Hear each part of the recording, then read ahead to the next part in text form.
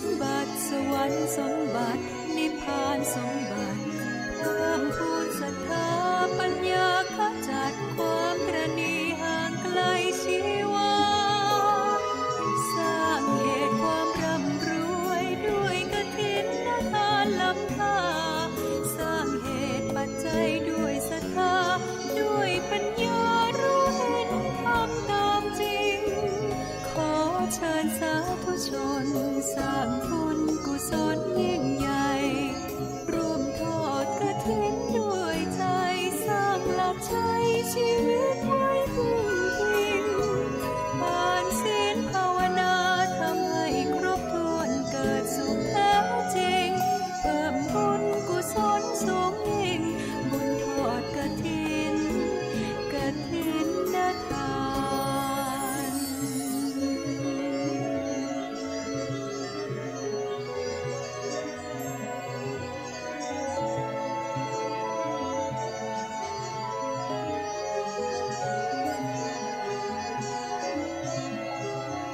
สร้างมนุษย์สมบัติสวรรค์สมบัตินิพพานสมบัติ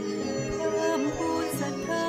ปัญญาขจัดความตระหนี่ห่างไกลชีวาสร้างเหตุความร่ำรวยด้วยกฐินทานล้ำค่าสร้างเหตุปัจจัยด้วยศรัทธาด้วยปัญญารู้เห็นธรรมตามจริงขอเชิญสาธุชนสร้างบุญกุศลยิ่งใหญ่ร่วมทอดกฐินด้วยใจสร้างหลักชัยชีวิตไว้พึ่งพิงทานศีลภาวนาทำให้ครบถ้วนเกิดสุขแท้จริงเพิ่มบุญกุศลสูงยิ่งบุญทอดกฐิน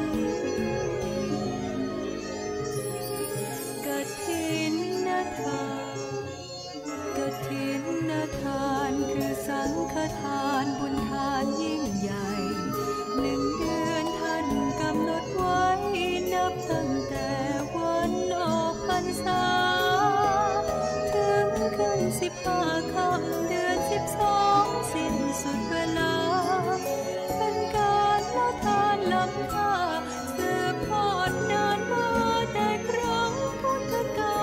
ลขอเชิญชาวพุทธร่วมใจกันทำบุญทอดกฐินบำรุงพระสงฆ์ผู้ทรงศีลทำรงพุทธศาสตร์ยืนนานล้อมรวมศรัทธาเพิ่มพูนกุศลบุญทานต่อยอดพระบารมียาวนานทอดกฐิน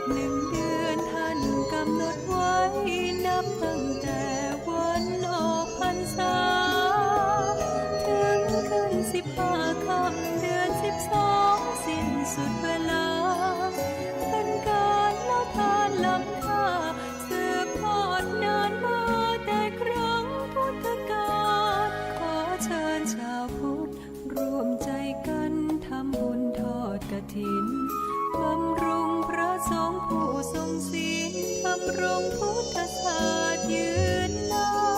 นล้อมรวมศรัทธา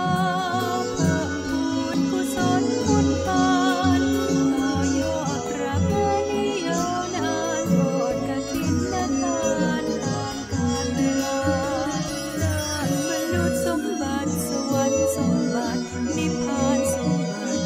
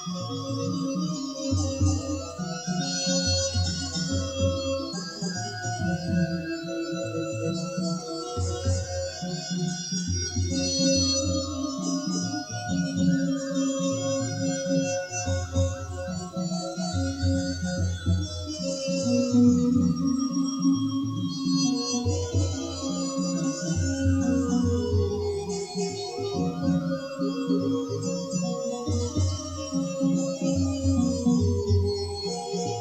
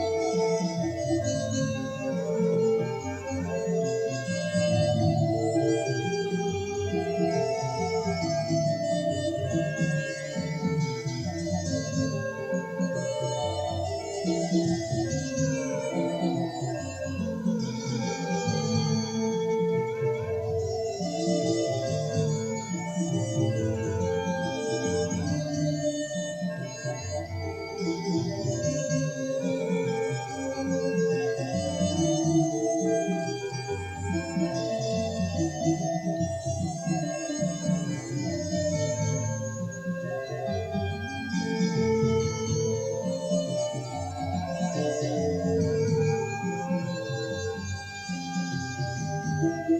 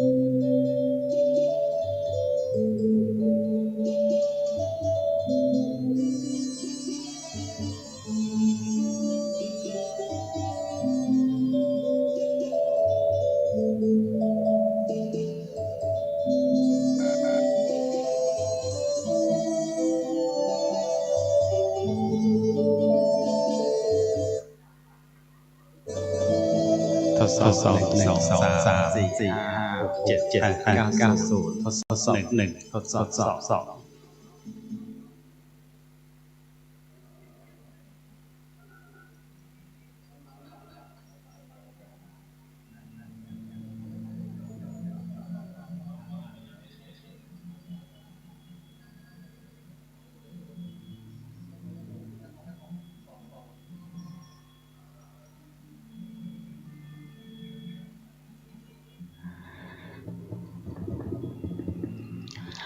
ร่มอะไรหรือจะเท่าร่มเงาวัดเย็นมันนั้นร่มรื่นชื่นหันษาเย็นละอองรถพระธรรมพระสัมมาเย็นลึกษากองเท่าร่มเงาวัดพระสงฆ์สาวกของพระพุทธเจ้าเป็นผู้ปฏิบัติดีปฏิบัติตรงแล้วเครื่องเข้าไปเลยขวางนี้ไปเลยปฏิบัติเครื่องเข้าไปเป็นอย่างในพระธรรมคำสั่งสอนของพระเจ้าว่าปฏิบัติได้จริงและมีผลประเสริฐจริงเป็นทายาทสืบต่ออายุพระพุทธศาสนามาจนตราบเท่าวันนี้ข้าพเจ้าทั้งหลายขอน้อมแด่พระสงฆ์เจ้านั้นสาธุ ท่านคณะสัตยาสาธุชนใจบุญทั้งหลายที่ได้เดินทางมาร่วมพิธีบำเพ็ญบุญทอดกฐินสามัคคีวัดสำน้อยในวันนี้กระผมในนามของท่านอาจารย์พระสุสระกิจนิทัศกิตติโสพนะเมธีขอต้อนรับคณะสายบุญทุกท่านด้วยความเคารพเรียนเชิญความตามทยายสายแห่งก่อนในขณะนี้คณะเจ้าภาพตลอดสรรสาธุชนทั้งหลายได้นำกฐินบริวารกฐินทั้งมวลไปฉลองในต้นโดดการแห่ที่บริเวณจุดที่กำหนดเข้าสู่แก้วอารามวัดสับน้อยในนี้เพื่อเป็นการบอกให้เทอาทั้งหลายสิ่งศักดิ์สิทธิ์ทั้งหลายเสื้อวัดเสื้อเมืองตลอดเทอารักษ์ที่ปกรักษาวัดสับน้อยแห่งนี้ได้มาอนุโมทนาในต้นในส่วนของคณะศรัทธาในตามบ้านตามรายทางก็จะได้ยกอนุโมทนาสาธุบุญสำเร็จแล้วด้วยการอนุโมทนาชื่นชมยินดีวัดสับน้อยในวันนี้นับว่าเป็นอย่างยิ่งได้รับสายทานศรัทธาจากคณะศรัทธาทั้งหลายได้เดินทางมาไกลและตั้งใจมาบ้านมาร่วมพิธีบำเพ็ญบุญกับกฐินสามัคคีซึ่งวันนี้มีการทอดกฐินในหลายพื้นที่และหลายวัดด้วยกันโดยเฉพาะในพื้นที่ป่าในภาคนั้นก็จะมีบริเวณที่ใกล้เคียงอย่างเช่นวัดสำหลวงเป็นต้นซึ่งเป็นวัดเก่าวัดแก่ในบริเวณที่แห่งนี้นะครับวัดสำหลวงกระผมร้อยเอกทองจันทิกาอนุศาสนาจากกรมรับ7ค่ายการจังหวัดเชียงใหม่ได้เมตตาบารมีธรรมจากพระสุสระกิจนิทัศท่านเจ้าว่าได้เมตตาให้มาช่วยปฏิบัติศาสนพิธีเพื่อความเรียบร้อยดีงามสมกับเกียรติเจ้าภาพที่มาร่วมพิธีในวันนี้นะครับพระสังฆราชกิจนิทัศติโสภณเมธีท่านเป็นเจ้าวาดวัดสำน้อยผู้ช่วยเลขานุการรองเจ้าคณะจังหวัดลำพูนประธานหน่วยรวมประชาชนจำบลม่วงน้อยแห่งนี้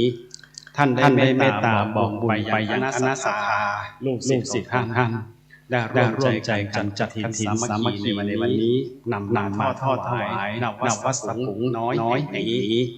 สุขาสังฆสามัคคีความสามัคคีนำสุขมาให้สุโขปุญญสัจโยการสั่งสมบุญนำสุขมาให้บุญเป็นเครื่องถึงชาติหน้าบุญนำพาให้สุขสถานบุญเป็นเครื่องให้ถึงซึ่งนิพพานบุญบรรดาสารพัดสัพดีโดยเฉพาะประธานอุปถัมภ์ฝ่ายคฤหัสถ์นั้นได้รับสายทานศรัทธาจากคุณแม่สุมาพรรังพึ่งพร้อมกับคณะทำงานมิตรมันนี่โปรแกรมโปรเจกต์รองประธานอุปถัมภ์ฝ่ายคฤหัสถ์ก็จะมีคณะศิษยานุศิษย์บูชาธรรม84ปีหลวงพ่อธรรมชโยวัดธรรมกายเรียนกับท่านผู้มีเกียรติว่าวัดธรรมกายนั้นมีโครงการจัดกฐินสามัคคีไปทอดอย่างวัดต่างๆทั่วประเทศไทยจำนวน30,000 วัดด้วยกันเมื่อเดือนที่แล้วกระผมเองก็มีโอกาสร่วมพิธีทำบุญวัดทุ่งบ้านห้องลำพูนศิษย์หลวงพ่อวัดธรรมกายก็ได้จัดกองกฐินร่วมเช่นเดียวกันที่วัดทุ่งม่านบ้านห้องจังหวัดลำพูนวัดธรรมกายนั้นเป็นวัดที่เป็นสำนักเรียนบาลีศึกษาโดยเฉพาะเป็นจุดก่อเกิดพระมหาประธรรม9 ประโยคนั้นหลายรูปกระผมเองก็สามารถกล่าวได้อย่างเต็มปากว่าเป็นลูกศิษย์ของวัดธรรมกายเช่นเดียวกันแต่ไม่ได้บวชที่วัดธรรมกายแต่ว่าติดตาม YouTube ของท่านพระมหานัทพงศ์ท่านได้สอนวิชาภาษาบาลีผ่าน YouTube ผมเรียนวิชาภาษาบาลีเพิ่มเติมในระดับชั้นต้นมารื้อฟื้นไวยากรณ์ใหม่พ เพราะว่าศึก34 ปีนี่เรียนกับผู้มีเกียรติว่าคืนอาจารย์ไปหมดแล้ว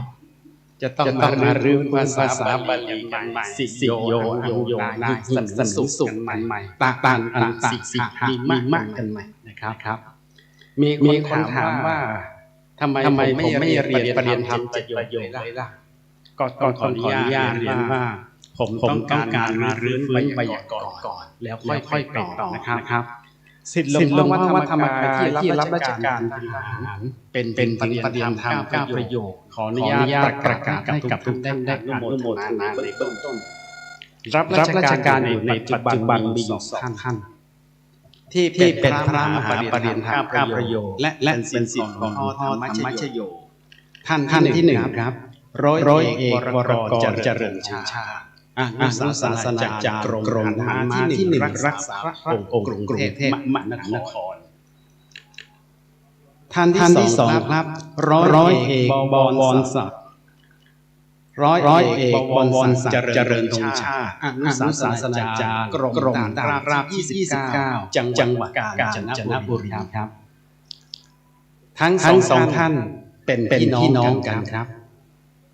เป็นพี่กับน้องและเป็นมหาประโยค9ทั้งคู่เป็นอนุศาสนาจารย์กองทัพบกคู่และเป็นรุ่นเดียวกันอีกด้วยนับว่าเป็นความอัศจรรย์อย่างยิ่งที่พี่น้องคู่นี้ได้รับเมตตาบารมีธรรมจากพ่อธรรมชโยสามารถศึกษาเราเรียนเขียนอ่านในวิชาภาษาบาลีจนกระทั่งจบชั้นสูงสุดในระบบการศึกษาของพระได้และมีการเจริญก้าวหน้าหน้าที่การงานเมื่อลาสิกขาแล้วเป็นอนุศาสนาจารย์กองทัพบกทั้ง2 ท่านขออนุโมทนาครับและในวันนี้ครับมีคณะเจ้าภาพจากส่วนต่างๆเป็นต้นว่าวันนี้ครับท่านผู้เกียรติทั้งหลายประธานในพิธีจะได้นำเราทั้งหลายกล่าวคำถวายในส่วนของภาษาบาลีโดยแม่สุมาพรพึ่งซึ่งเมื่อคณะได้เชิญองค์กฐินพร้อมกับบริวารกันเข้าสู่บริเวณพิธีณศาลาอุดมสุขแห่งนี้แล้วเราจะได้เริ่มเข้าสู่พิธีการตามลำดับโดยอันดับแรกเรียนเชิญประธานในพิธีนั้นจุดธูปเทียนบูชาพระรัตนตรัยประธานจุดเทียนบูชาพระรัตนตรัยกล่าว3 ครั้งแล้วจะไปที่ปราณสงฆ์พระสงฆ์ที่1ท่านจะประเคนตลปัดองค์กฐินให้กับประธานสงฆ์พร้อมกับประเคนทานดอกไม้แด่ประธานสงฆ์ซึ่งทานดอกไม้ตามภาษาพื้นเมืองใช้คำว่าขันขอศีลแด่ประธานสงฆ์และประธานสงฆ์จะใช้ตลปัดพระโรงฉลองในเบื้องต้นก็ให้ศีลตามลำดับหลังจากประธานประเคนตลปัดและทานดอกไม้ขันขอศีลแด่ประธานสงฆ์แล้วเรียนเชิญท่านที่รับลงดื่มและหลังจากนั้นก็เข้าสู่พิธีการตามลำดับจะได้เรียนเชิญพ่อจะได้เรียนเชิญพ่อหลวงธีรชัยนันตนะผู้ใหญ่บ้านสำน้อยได้จุดธูปจุดเทียนเครื่องน้อยบูชาพ่ออดีตเจ้าอาวาสนะครับครูบาอ้ายอินทปัญโยซึ่งรูปพ่อนั้นปรากฏด้านซ้ายท่านแล้วรูปบนสุดจะเป็นอดีตพ่อเจ้าอาวาสครับหลังจากที่พ่อหลวงก็คือผู้ใหญ่บ้านได้จุดเครื่องบูชาน้อยอดีตพ่อเจ้าอาวาสแล้วจะได้เรียนเชิญพ่ออาจารย์ได้นำเราทั้งหลายเข้าสู่พิธีการกล่าวคำบูชาพระรัตนตรัยไหว้พระอาราธนาศีลสมาทานศีลตามลำดับมีคำที่คนทราบเกี่ยวกับผู้นำประกอบพิธีในภาษาพื้นเมืองสำหรับท่านที่เดินทางมาจากที่ขออนุญาตครับสำหรับที่อยู่ในที่จังหวัดเชียงใหม่และทั้งหมดนั้นทราบแล้วคำที่เกี่ยวข้องกับผู้นำประกอบพิธีนั้นมีอยู่หลายคำด้วยกันคำที่1ป้ออาจารย์คำที่2ป้อหนานคำที่3คือคำว่ามัคคะนายก เป็นภาษาบาลีมัคคะนายกพูดนำทางนำมาใช้ในศาสนาแปลว่าพูดนำประกอบพิธีเมื่อพ่ออาจารย์ได้นำเราทั้งหลายเข้าสู่พิธีการตามลำดับแล้วลำดับต่อมาครับจะเป็นพิธีทอดกฐินสามัคคีซึ่งงานนี้จะได้เรียนเชิญทั้งสามท่านได้เรียนเชิญทั้งสองท่านนะครับก็คือคุณแม่สุมาพรรังพึ่งและก็นายแพทย์นพรัตน์วิบุญสันติทั้งสองท่านนั้นจะไปยืนอยู่คู่กันเจ้าหน้าที่จะได้เชิญมาสำหรับท่านทั้งสองโดยท่านที่หนึ่งคุณแม่สุมาพรรังพึ่งนั้นจะได้นำกล่าวคำถวายในภาษาบาลีอิมังพันเตสัสริวาระกัจจินะพุทธังไปตามลำดับนะครับหลังจากจบภาษาบาลีแล้วนายแพทย์นพรัตน์วิบุญสันติจะได้นำกล่าวคำถวายในส่วนที่เป็นภาษาไทยเมื่อนำกล่าวเสร็จเรียบร้อยแล้วจะนำไปประเคนสงฆ์นะครับหลังจากประเคนแล้วลำดับต่อมาจะเป็นพิธีกรรมเรียกพิธีอโลกรรมหรือพิธีอุปโลกพระสงฆ์สองรูปซึ่งทำหน้าที่นี้เรียกกันว่าพระผู้สวดรูปที่หนึ่งของมติที่ประชุมสงฆ์และรูปที่สองขอคำยืนยันมติในที่ประชุมสงฆ์ว่าผ้ากฐินทานที่คณะศรัทธาทั้งหลายได้น้อมนำมาถวายในนี้เห็นควรจะน้อมถวายแด่พระสงฆ์รูปใดซึ่งการทอดกฐินนั้นเป็นพระบรมพุทธานุญาตที่พระพุทธองค์ทรงอนุญาตไว้ว่าพระสงฆ์เมื่อจำพรรษาครบถ้วนไตรมาสแล้วบางรูปจีวรค่ำคร่าก็คือเก่าเพราะฉะนั้นให้โอกาสพระสงฆ์ท่านได้เปลี่ยนจีวรใหม่ก็จึงมีพุทธานุญาตอนุญาตให้พระสงฆ์รับผ้าไตรจีวรเพิ่มขึ้นอีกหนึ่งไตรปัจจุบันผ้าไตรชุดนี้เราเรียกกันว่าองค์กฐินเมื่อกล่าวคำถวายและที่สงฆ์พิธีอุปโลกเรียบร้อยแล้วก่อนที่จะประเคนเครื่องบริวารทั้งมวลแก่องค์รองกันนั้นในวันนี้ครับพี่น้องที่ครับเราจะได้เรียนเชิญตัวแทนของพ่อศิษยานุศิษย์หลวงพ่อธรรมชโยจะได้กล่าวคำอธิษฐานจิตก่อนการประเคนซึ่งในการนี้จะได้เรียนเชิญในนามของศิษย์ของพ่อธรรมชโยก็แพทย์หญิงสวนีวิบุญสันติเป็นผู้กล่าวคำอธิษฐานจิตจบเรียบร้อยแล้วจะได้ประเคนบริวารทั้งมวลหลังจากประเคนบริวารทั้งมวลเป็นที่เรียบร้อยเจ้าหน้าที่จะได้เทียบจัดปัจจัยทายธรรมและส่วนต้นเพื่อความเรียบร้อยดีงามสง่างามสมเกียรติกับประธานในพิธีและการบูชาพระพุทธพระธรรมและพระสงฆ์เจ้าหน้าที่ฝ่ายพิธีการนั้นได้เทียบเครื่องทายธรรมไปเรียบร้อยแล้วตรงช่องกลางพระสงฆ์พระสงฆ์ทรงสมณศักดิ์ที่จะเมตตามาเป็นสักขีพยานรับอนุโมทนาในงานทอดกฐินในวันนี้เป็นพระผู้ใหญ่จำนวน9รูปด้วยกันอยู่ฝั่งขวามือหลังจากนั้นจะได้เรียนเชิญตัวแทนเจ้าตัวแทนคณะสาธุชนทั้งหลายจะได้ร่วมกันประเคนจัดปัจจัยทายธรรมแด่พระสงฆ์และก่อนจะได้พระสงฆ์จะได้อนุโมทนาในเบื้องต้นจะได้กราบนิมนต์พระครูสังฆรักษ์นิทัศน์กิตติโสภณเมธีเจ้าวาดได้กล่าวสัมโมทนิยกถาอนุโมทนากถากับคณะเจ้าและสาวกร่วมพิธีหลังจากนั้นจะนำพระสงฆ์รูปนะครับพระสงฆ์เนรรูปอนุโมทนาให้ก่อนตามลำดับกรวดน้ำสำหรับท่านผู้ใหญ่ทางเจ้าหน้าที่ฝ่ายพิธีการนั้นได้เทียบเต้ากรวดน้ำเอาไว้ด้านข้างแล้วสำหรับสาธุชนทั้งหลายที่ไม่มีเต้ากรวดน้ำให้ท่านตั้งใจทิศบุญกุศลในใจนะครับ ให้เทวบุตรเทวดาเสื้อวาทั้งหลายให้ผู้ที่เป็นรักตลอดถึงผู้ที่เป็นสายญาติหรือท่านรู้จักคุ้นเคยได้มาอนุโมทนาบุญในนี้ครับก็มาเป็นบุญกุศลท้ายที่สุดครับก่อนจบทีจะได้เชิญตัวแทนเจ้าภาพ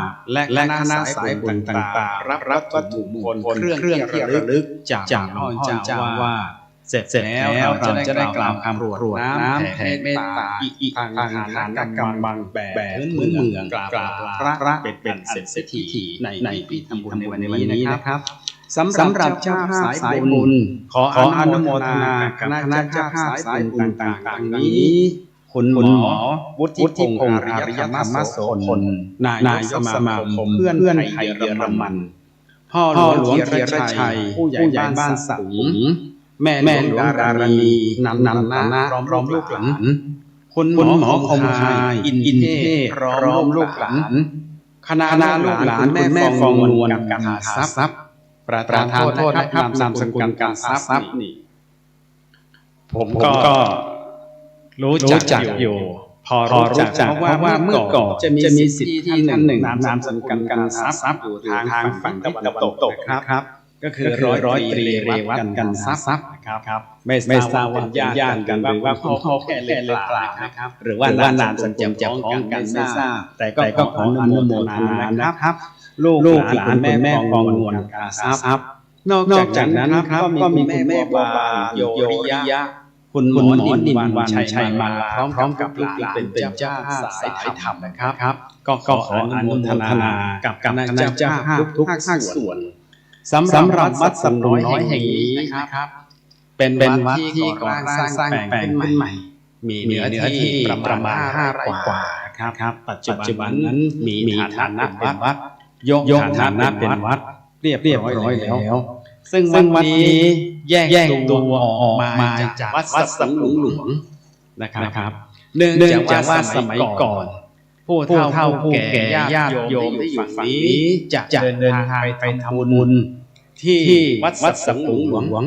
หนทางจะไกลเล็กน้อยหรือทางจะไม่สะดวกอาจจะเป็นร่องน้ำบ้างเป็นทุ่งนาบ้าง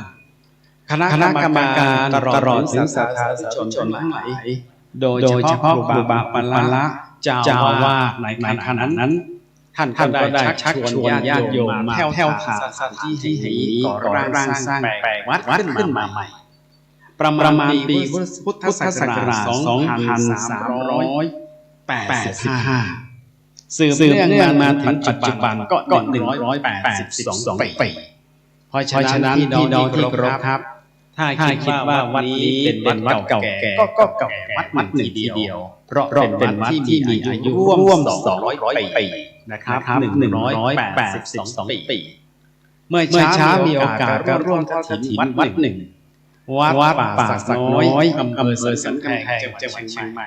ซึ่งเป็นวัดใกล้บ้านกระผมบ้านกระผมอยู่อำเภออยู่บ้านสักยาวสันกำแพงเช่นเดียวกันวัดป่าสักน้อยก่อสร้างในปี 2377 นะครับวัดนี้ก่อสร้างในปี 2388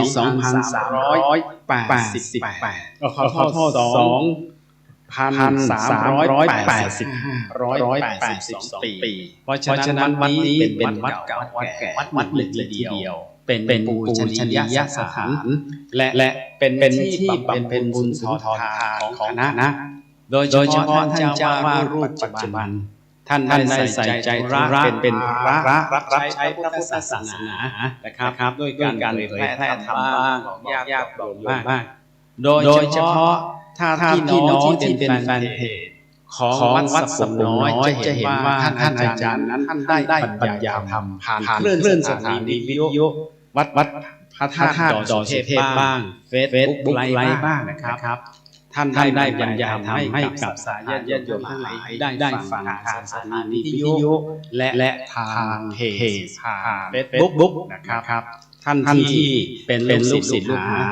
สามารถติดตามรับฟังพระธรรมเทศนาของท่านได้ตลอดถึงการต่างๆและนอกจากจะดำรงตำแหน่งเป็นเจ้าอาวาสวัดสำน้อยแล้วพี่น้องเป็นที่น่าชื่นชมดี ท่านดำรงตำแหน่งที่สำคัญยิ่งถือว่าเป็นตัวขับเคลื่อนในการเผยแผ่ธรรมนำธรรมะเข้าหาประชาชนนำประชาชนเข้าหาธรรมะท่านดำรงตำแหน่งประธานหน่วยอบรมประชาชนประจำตำบลม่วงน้อยนะครับต่อที่เราเห็นย่อกันอยู่ตามวัดวาอารามต่างๆก็จะมีกิจกรรมในการทำบุญมีกิจกรรมในการไปจัดกิจกรรมการอย่างทำเทศทำตามสถานที่ต่างๆครับก็ขออนุโมทนาและวันนี้พี่น้องครับเมื่อท่านเข้ามาแล้วท่านก็จะเจริญหูเจริญตาเจริญใจเจริญที่หนึ่งสังเกตดูได้ครับเขตสุขาพิบาลของท่านสะอาดเรียบร้อยเป็นเรียบร้อยชื่นตาและชื่นใจต่อมาครับวันนี้พี่น้องท่านเกียรติที่เคารพครับสถานที่ประกอบพิธีในวันนี้เข้ามาแล้วเย็นกายและเย็นใจเพราะเป็นห้องแอร์และที่สำคัญพี่น้องจะสังเกตเห็นการจัดวางเครื่องบูชาต่างๆนั้นเป็นระเบียบเรียบร้อยและสวยงามเพราะว่าการจัดวางเครื่องบูชานั้น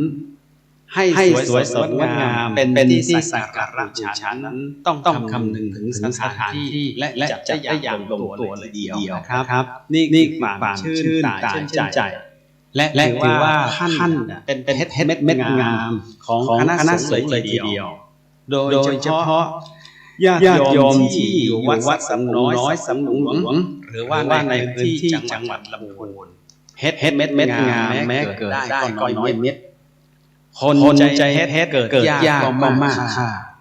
เฮ็ดแกล่งได้เพราะผ่านการเวลาเฮ็ดจะมีค่าก็ต้องผ่านการอบรมพระสงฆ์รูปนี้กล้าพูดได้ว่าท่านเป็นผู้ที่มีความรู้แต่ช้าในพระธรรมวินัยอย่างยิ่งดังที่พี่น้องสาธารณชนทราบข่าวท่านจะจัดกฐินสามัคคีในวันนี้จึงได้บอกญาติบอกพี่บอกน้องสัมพันธชนคนกันทั้งหลายได้มาร่วมทำบุญเท่ากันสามัคคีกันครับได้มาพบก็เป็นบุญตาได้เจรจาก็เป็นบุญใจได้รู้จักกันไว้เป็นทั้งบุญใจและบุญตาผมเชื่อมั่นในคำสอนพุทธองค์ว่าเราทุกท่านที่นั่งอยู่ในที่นี้รวมทั้งจะร่วมขบวนแห่ด้วยชาติที่แล้วเราทำบุญร่วมชาติตักบาตรกันมาจึงได้มีโอกาสร่วมบุญกันสังเกตดูคนมีบุญคนมีบุญมองหน้าก็อิ่มวาจาก็เพราะเป็นวาจาสุภาษิตพูดแต่คำจริงพูดจริงเท่านั้นไม่พูดคำส่อเสียดไม่พูดคำโกหกไม่พูดคำเพ้อเจ้อนี่ของคนมีบุญนะครับท่านอาจารย์พลตรีเฉลิมชัยเสียงใหญ่อดีตพระมหาปฏิธรรม9ประโยคท่านเป็นอดีตอนุสาสนาจารย์กองทัพบกท่านอาจารย์ประพันธ์ไว้อย่างร้อนว่า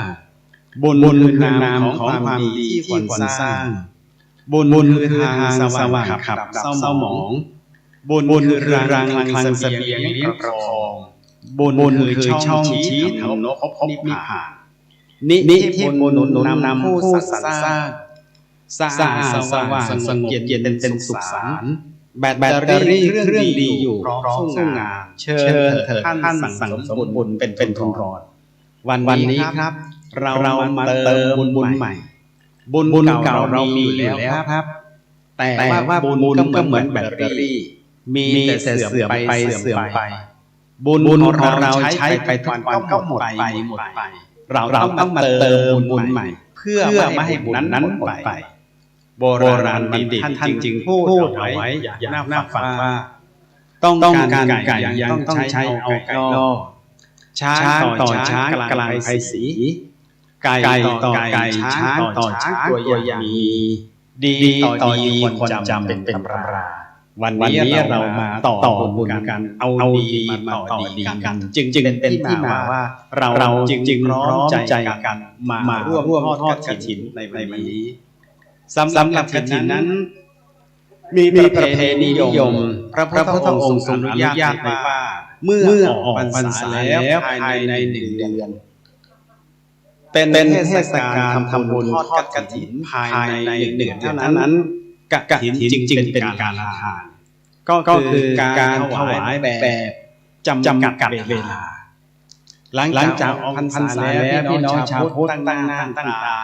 รอบุญใหญ่คือทอดกฐินเพราะเราพี่น้องชาวพุทธเชื่อว่า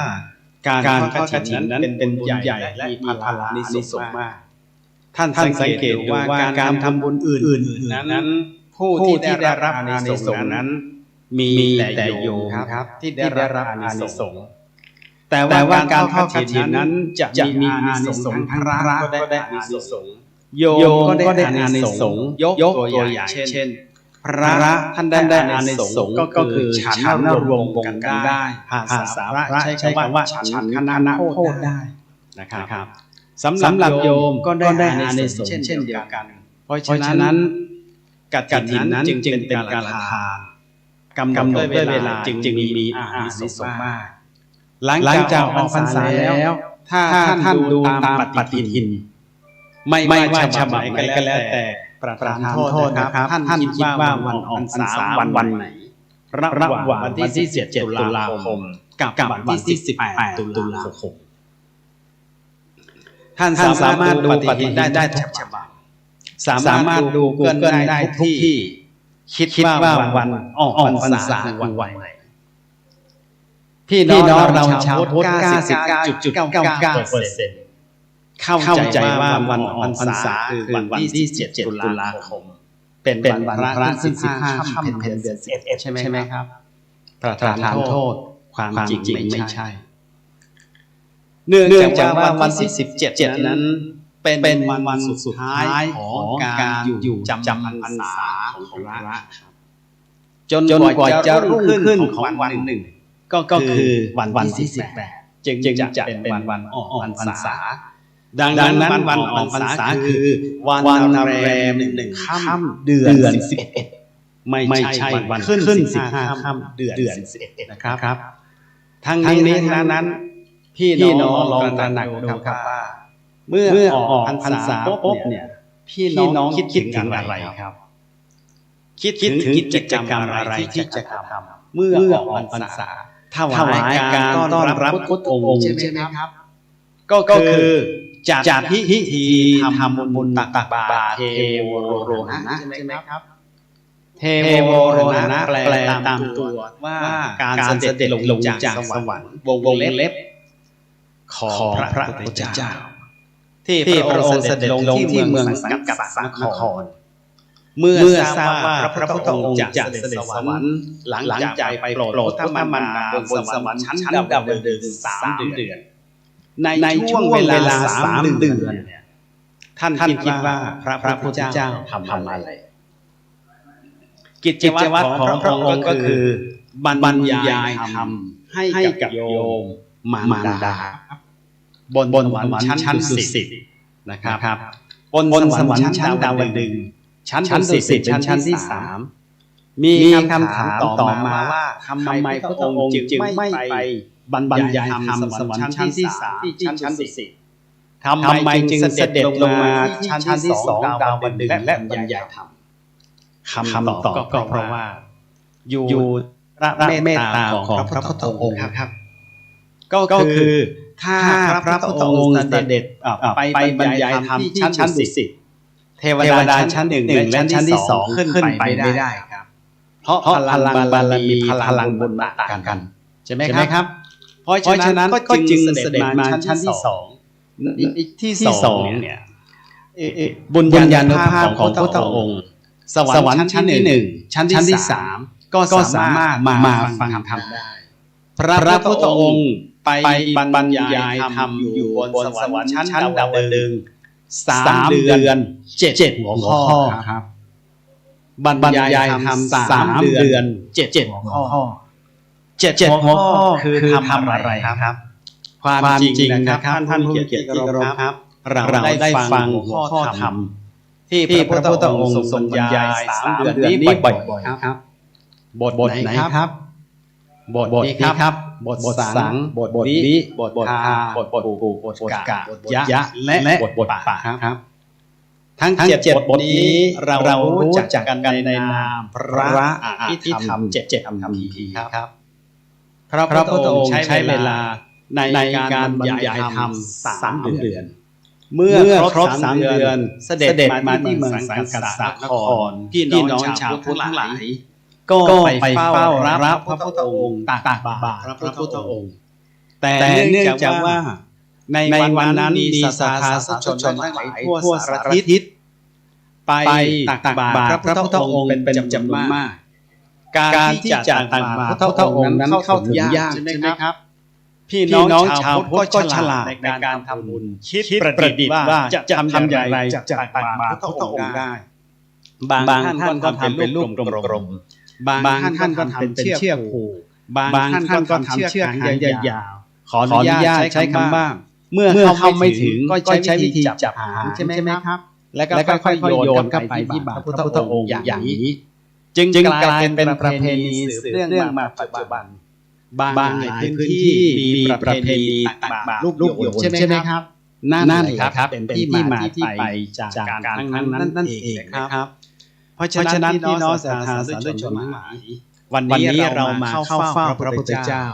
เข้าเฝ้าพระพุทธองค์ว่าเราท่านทั้งหลายจะทำพิธีถวายหรือทอดกฐินสามัคคีในวันนี้ก็จึงขอเรียนเชิญคณะศรัทธาสาธุชนสำน้อยพี่น้องศรัทธาที่เดินทางมาจากที่ต่างจองอย่างไรก็แล้วแต่ขอเรียนเชิญที่ศาลาด้านในหรือถ้าหากว่าท่านไม่สะดวกที่จะเข้ามานั่งข้างในขอเรียนเชิญที่ศาลาด้านข้างซึ่งทางท่านเจ้าว่าตลอดถึงคณะกรรมการเจ้าที่ทุกภาคส่วนนั้นได้จัดเตรียมเก้าอี้ไว้ต้อนรับท่านแล้วครับก็ขออนุญาตเรียนท่านได้ทราบเท่านี้ก่อนนะครับหลังจากที่คณะเชิญองค์กฐินมาเรียบร้อยแล้วกระผมจะขออนุญาตทุกท่านนั้นเข้าสู่พิธีการตามลำดับช่วงนี้เชิญทุกท่านนั่งตามอัธยาศัยไปพลางก่อนครับ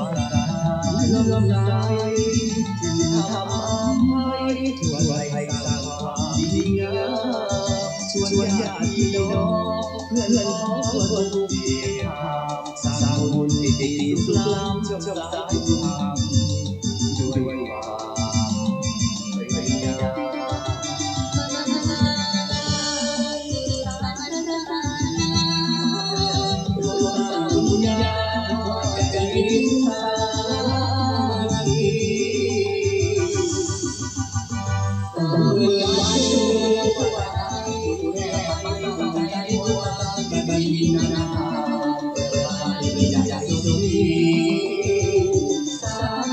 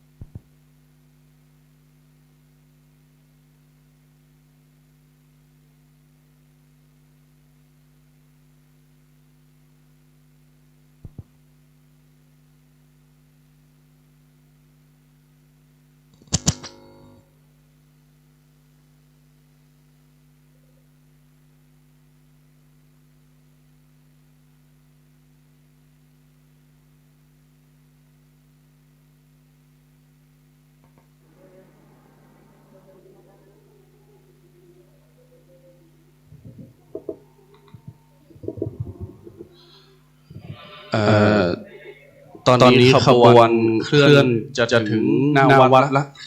แม่สุขุมาพรพร้อมคณะคุณหมอนพรัตน์กับคณะของ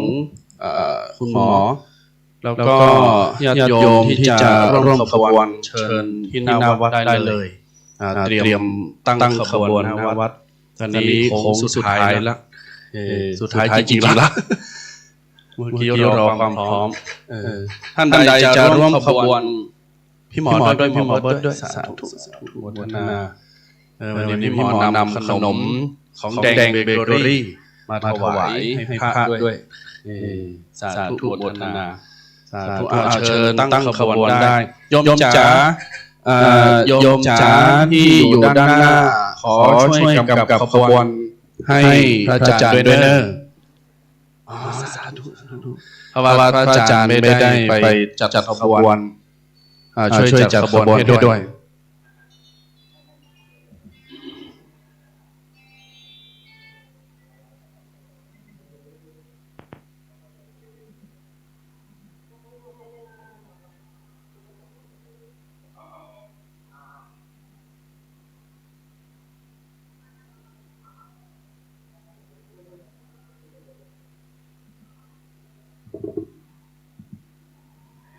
เชิญคณะสหไปต้อนรับคณะองค์หญินบริเวณด้านหน้าวัดนะครับขณะนี้กำลังจะเข้ามาสู่พื้นที่กวางแก้วอารามแห่งวัดสับปุงน้อยแล้วนะครับ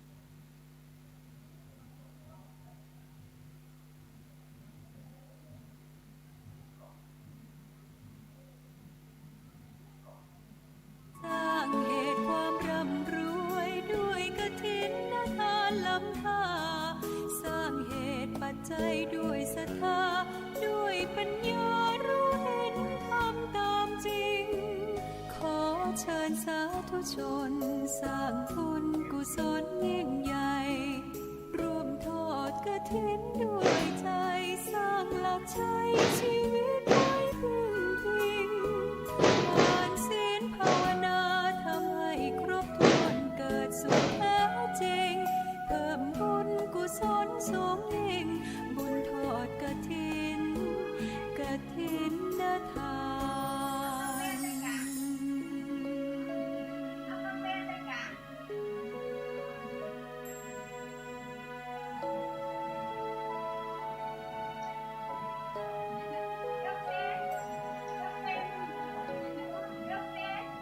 สร้างมนุษย์สมบัติสวรรค์สมบัตินิพพานสมบัติเพิ่มพูนศรัทธาปัญญาขจัดความตระหนี่ห่างไกลชีวาสร้างเหตุความร่ำรวยด้วยกฐินทานล้ำค่าสร้างเหตุปัจจัยด้วยศรัทธาด้วยปัญญารู้เห็นทำตามจริงขอเชิญสาธุชนสร้างบุญกุศลยิ่งใหญ่ร่วมทอดกฐินด้วยใจสร้างหลักชัยชีวิตไว้พึ่งพิงทานศีลภาวนาทำให้ครบถ้วนเกิดสุขแท้จริงเพิ่มบุญกุศลสูงยิ่งบุญทอดกฐิน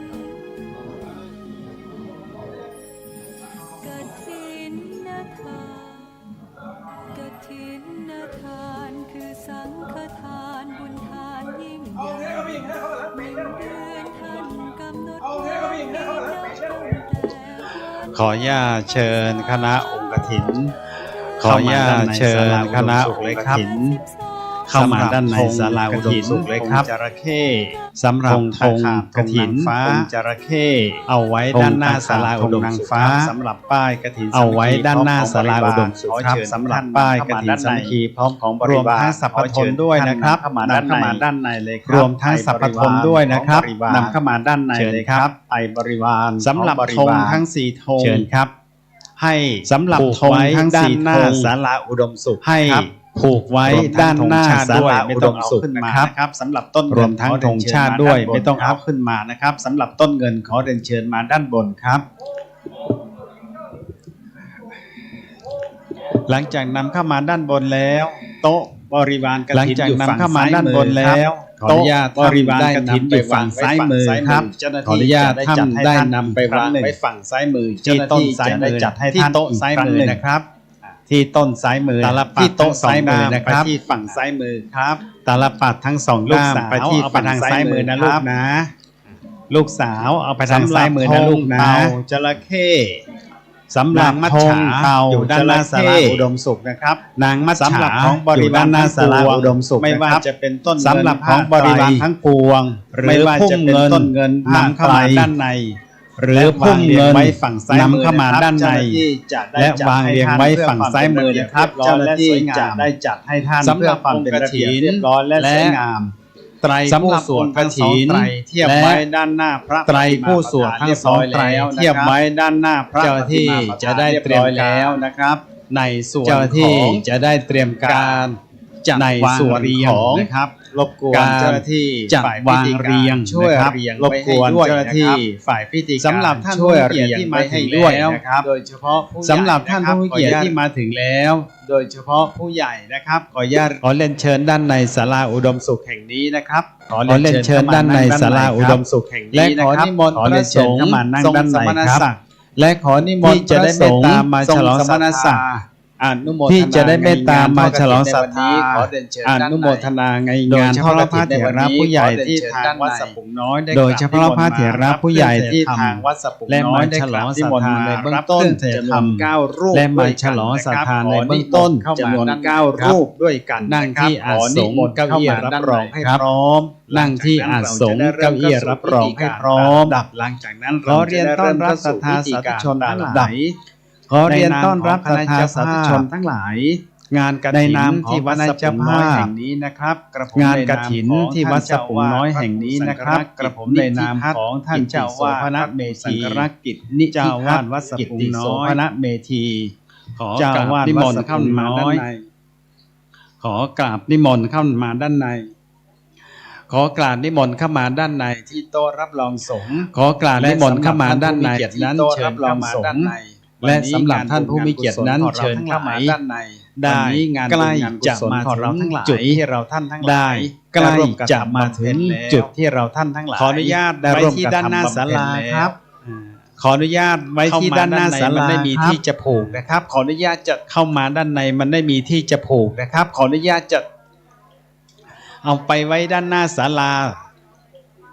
ที่ไปไว้ด้านหน้าศาลาครับเข้ามาข้างในไม่ได้ครับศาลาด้านหน้าครับเข้ามาข้างในไม่ได้ครับธงนี้อนุญาตต้องผูกไว้ด้านหน้าศาลาธงนี้จะต้องผูกไว้ด้านหน้าศาลารบกวนพี่น้องศรัทธาสาธุชนทั้งหลายเป็นการประกาศให้รู้ว่าที่วัดสปุงน้อยแห่งนี้มีรู้ว่าที่วัดสปุงน้อยแห่งนี้มีองค์กฐินสามัคคีและจะมีพิธีการทอดกฐินเสร็จเรียบร้อย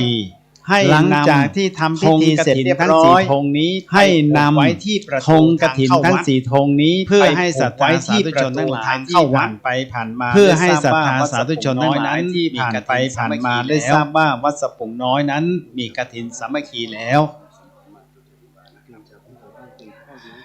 เพื่อให้ศรัทธาสาธุชนทั้งหลายที่ผ่านไปผ่านมาเพื่อให้ศรัทธาสาธุชนทั้งหลายที่ผ่านไปผ่านมาจะได้ยกสัญลักษณ์ให้ทราบว่าวัดสปุงน้อยนั้นและก็เป็นสัญลักษณ์ให้ทราบว่าวัดสปุงน้อยนั้นได้มีพิธีโดยเฉพาะกฐินสามัคคีที่เรียบร้อยแล้วได้รับโดยเฉพาะกฐินสามัคคีในวันนี้ที่ถ่ายจะรับได้กราบนิมนต์พระเถรานุเถระที่ถ่ายจะภาพได้กราบนิมนต์ซึ่งจะได้เมตตานั่งที่9รูปด้วยกันเก้าอี้รับซึ่งจะได้เมตตานั่งที่และขออนุโมทนารับรองนะครับและขออนุโมทนากับคณะเจ้าภาพกฐินสามัคคีในเบื้องต้นแม่สุขุปราภรรังพึ่งซึ่งท่านจะได้เมตตาคุณแม่สุขุมาภรรังพึ่งซึ่งท่านจะได้เมตตานำคณะสัตยาเจ้าภาพกฐินในภาคกล่าวภาษาบาลีถวายกฐินหลังจากนั้นในภาคของภาษาบาลีหลังจากนั้นครับนายแพทย์นพรัตน์วิบูลย์สันติจะได้กล่าวคำถวายกฐินนอกจากมีคุณแม่สุภาษาไทยนะครับสุขุมาภรรังนอกจากมีคุณแม่สุยังมีคณะทำงานสุขุมาภรรังพึ่งแล้วยังมีคณะทำงานร่วมกันเป็นประธานโปรแกรมโปรเจกต์นะครับรองประธานร่วมกันเป็นประธานอุปถัมภ์มีคณะศิษย์รองประธานอุปถัมภ์ฝ่ายคฤหัสถ์มีคณะศิษยานุศิษย์บูชาธรรม30,000 วัดพ่อธรรมชแทนซึ่งวันนี้30,000 วัดผู้แทนนายแพทย์นพรัตน์ซึ่งวันนี้ผู้แทนของหลวงพ่อก็คือนายแพทย์นพรัตน์ซึ่งแพทย์หญิงสาวนีวิบูลย์สันติแพทย์หญิงสาวนีวิบูลย์สันตินั้นโดยเฉพาะแพทย์หญิงสาวนีวิบูลย์สันตินั้นก่อนที่จะเรียนเชิญประเคนและท่านผู้มีเกียรติทั้งหลายของบริวารประเคนจะได้เรียนเชิญของบริวารกฐินนั้นจะได้เรียนเชิญท่านเป็นผู้แทนในนามของหลวงพ่อหลังจากนั้นครับจะได้เรียนเชิญท่านพร้อมกับคณะหลังจากนั้นครับจะได้เรียนเชิญท่านพร้อมกับคณะรวมทั้งประธานในและนอกจากจะมีประธานอุปถัมภ์ฝ่ายและนอกจากจะมีแล้วประธานอนุโมทนากับเจ้าภาพต่างๆแล้วก็ขออนุโมทนากับเจ้าภาพสายบุญต่างๆครับมาร่วมพิธีนำยอดบริวารกฐินมาร่วมพิธี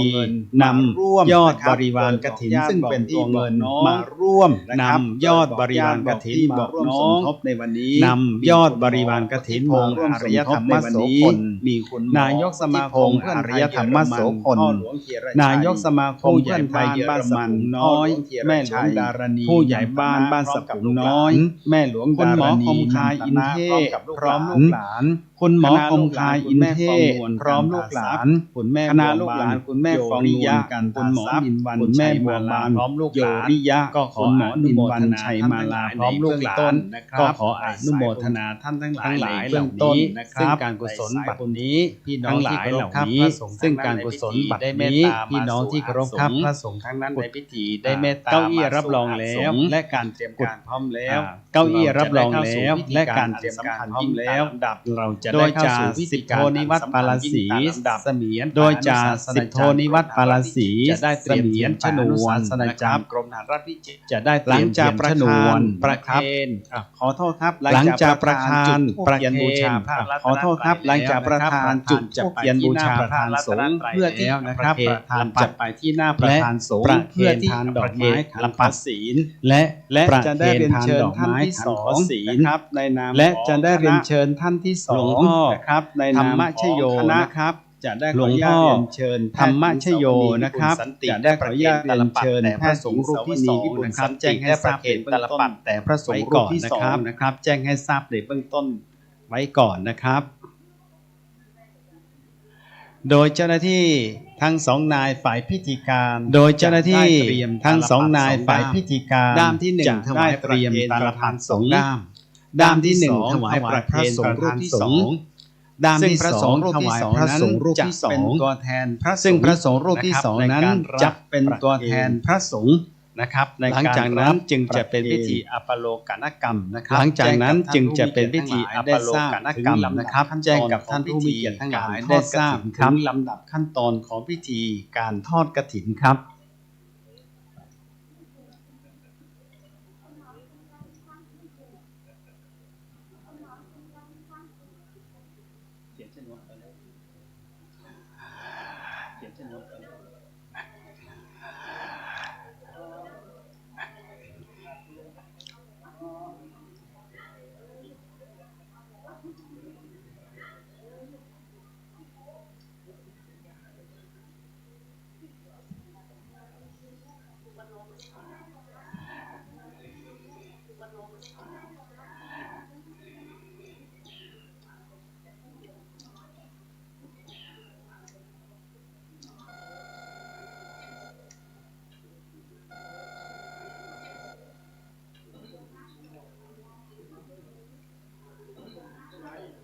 พระสัมมาสัมพุทธเจ้าผู้เป็นศาสดาพุทธเจ้าผู้เป็นศาสดาไว้ซึ่งพระวิสุทธิคุณพระองค์ทรงไว้ซึ่งพระปัญญาคุณทรงไว้ซึ่งพระปัญญาคุณทรงไว้ซึ่งพระมหาสังสอนคุณเวนยนิกรสารสั่งสอนเวนยนิกรทุกขอน้อมถวายอภิวาทข้าพเจ้าทั้งหลายขอน้อมถวายอภิวาทแด่พระผู้มีพระภาคเจ้าของพระพุทธเจ้าพระธรรมคำสั่งสอนของพระพุทธเจ้าทนต่อการพิสูจน์ทุกการทุกสมัยทนต่อการพิสูจน์ทุกการทุกสมัยสามารถน้อมนำผู้ประพฤติให้พ้นสามารถน้อมนำผู้ประพฤติประสบให้พ้นทุกข์ได้จริงประสบข้าพเจ้าทั้งหลายสันติสุขได้จริงข้าพเจ้าทั้งหลายขอนมัสการพระสงฆ์สาวกของพระพุทธเจ้าพระสงฆ์เป็นผู้ปฏิบัติดีปฏิบัติตรงเป็นผู้ปฏิบัติดีปฏิบัติตรงปฏิบัติควรเป็นพยานในพระธรรมคำสั่งสอนเป็นพยานในพระธรรมคำสั่งสอนของพระพุทธเจ้าและว่าปฏิบัติตามได้จริงเป็นทายาทสืบต่อประเสริฐจริงอายุพระเป็นทายาทสืบต่อมาจนอายุพระพุทธศาสนาข้าพเจ้าทั้งหลายขอนอบน้อมข้าพเจ้าทั้งหลายขอนอบน้อมแด่พระสงฆ์เจ้าเหล่านั้นสาธุ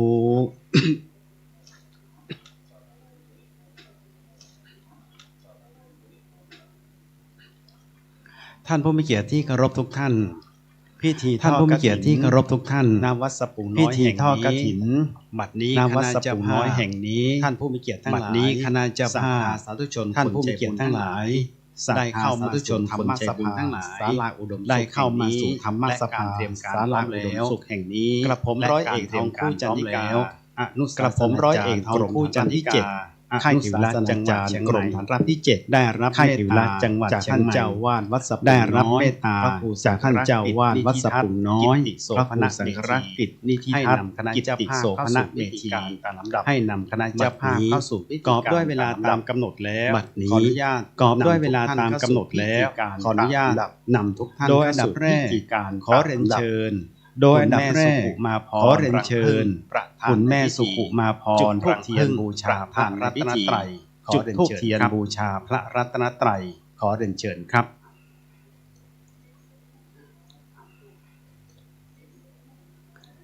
เชิญทุกท่านประนมมือเชิญทุกท่านประนมมือ เจ้าหน้าที่เตรียมตาลปัดด้ามที่หนึ่งเจ้าหน้าที่เตรียมตาลปัดด้ามที่หนึ่ง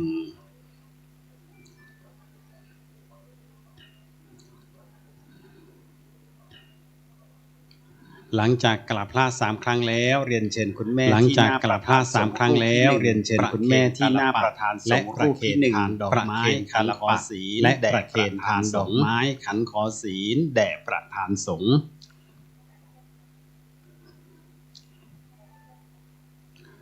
ตาลปัดด้ามที่2ตาลปัดด้ามที่2แด่พระสงฆ์รูปที่2ประเคนแด่พระสงฆ์รูปที่2ขอเรียนเชิญแพทย์หญิงสาวนีวิบุลขอเรียนเชิญแพทย์หญิงสาวนีวิบุลสันติธรรม80ในนามศิษยานุศิษย์ธรรมชโยเป็นผู้ประเคนหลวงพ่อธรรมชโยที่2เป็นผู้ประเคนแด่พระสงฆ์รูปที่2เรียนเชิญครับ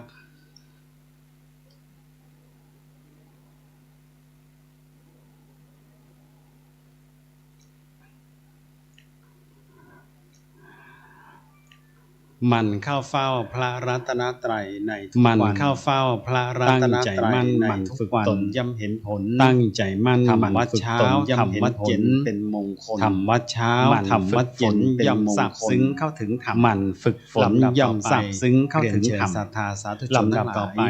ได้เรียนเชิญศรัทธาสาธุชนทั้งหลายได้กล่าวคำบูชาอาราธนาศีลไหว้พระอาราธนาศีลสมาทานศีลพร้อมกันอิมินาสการะอิมินาสการะปูชยามะพุทธังอภิปูชยามะเรนะอิมินาสการะปูชยามะธัมมังอภิปูชยามะเรนะอิมินาสการะปูชยามะสังฆังอภิปูชยามะสัมพุทโธอะระหังสัมมาสัมพุทโธภคะวันตังอภิวาเทพุทธังภคะวันตังอภิวาเทสวากขาโตภควตาสวากขาโตธัมมังนัมัสสามิธัมมังนัมัสสามิภควโตสุปฏิปันโนภควโตสังฆังนะมามิสังฆังนะมามิ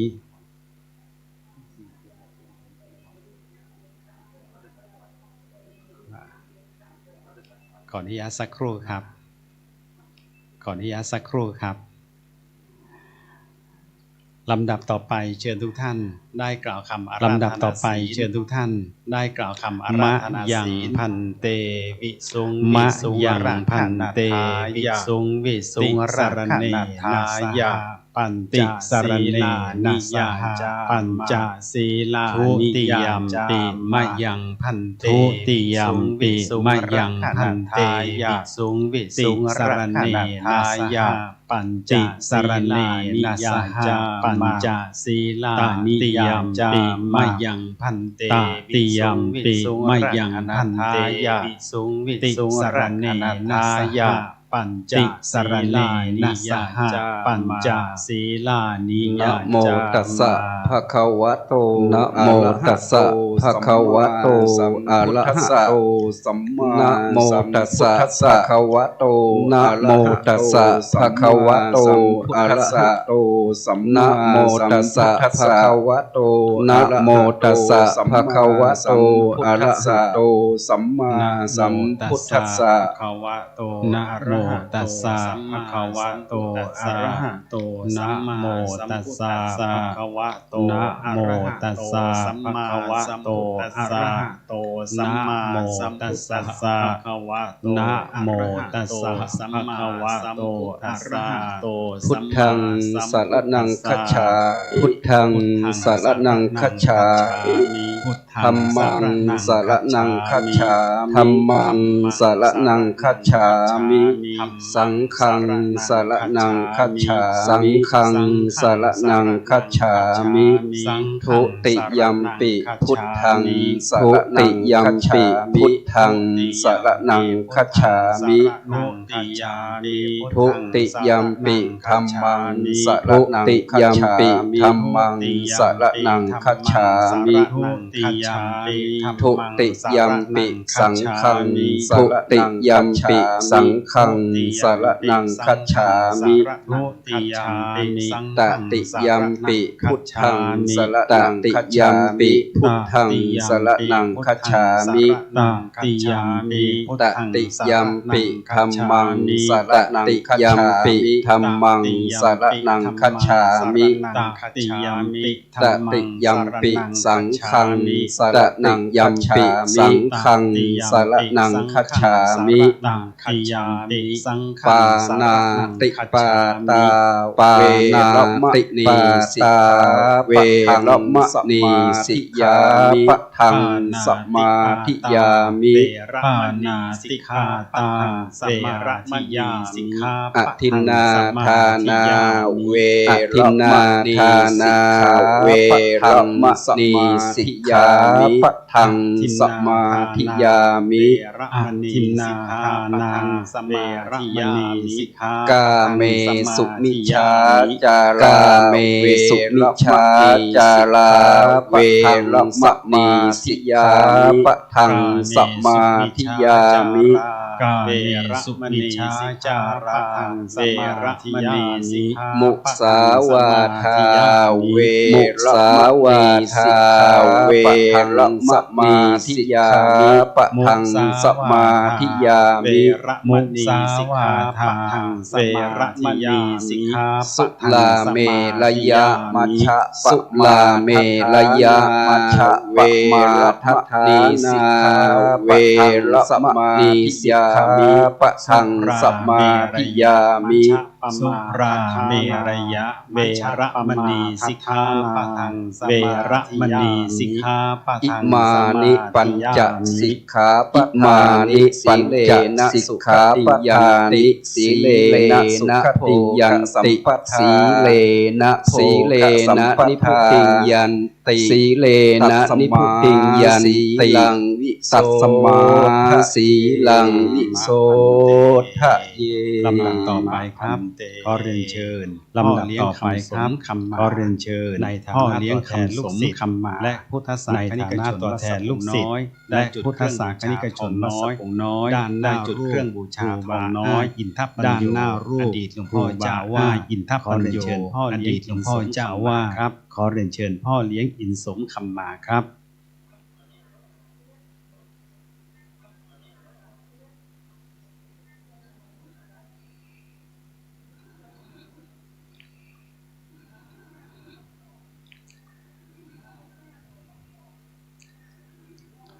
ขออนุโมทนากับพ่อเลี้ยงเรียนเชิญที่ขออนุโมทนากับพ่อเลี้ยงเรียนเชิญที่รับรองเดิมข้าพเจ้าทั้งหลายทุกโอกาสขอน้อมอัญเชิญข้าพเจ้าทั้งหลาย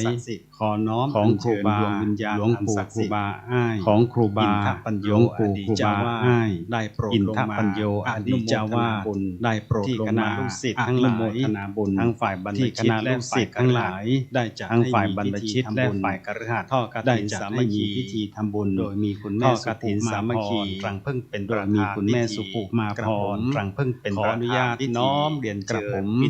ขออนุญาตน้อมเรียนเชิญโอกาสบัดนี้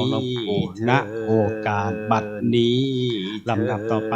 จะเป็นพิธีทอดกฐินลำดับต่อไปจะเป็นพิธีทอดกฐินครับเจ้าหน้าที่ครับขอเรียนเชิญคุณแม่สุปุมาพรนี้ครับขอเรียนเชิญคุณแม่สุปุมาพรรังพึ่งและขอเรียนเชิญนายแพทย์นพรัตน์พิบูลด้านหน้าทั้งสองชั้นครับยืนด้านหน้าเรียนเชิญครับ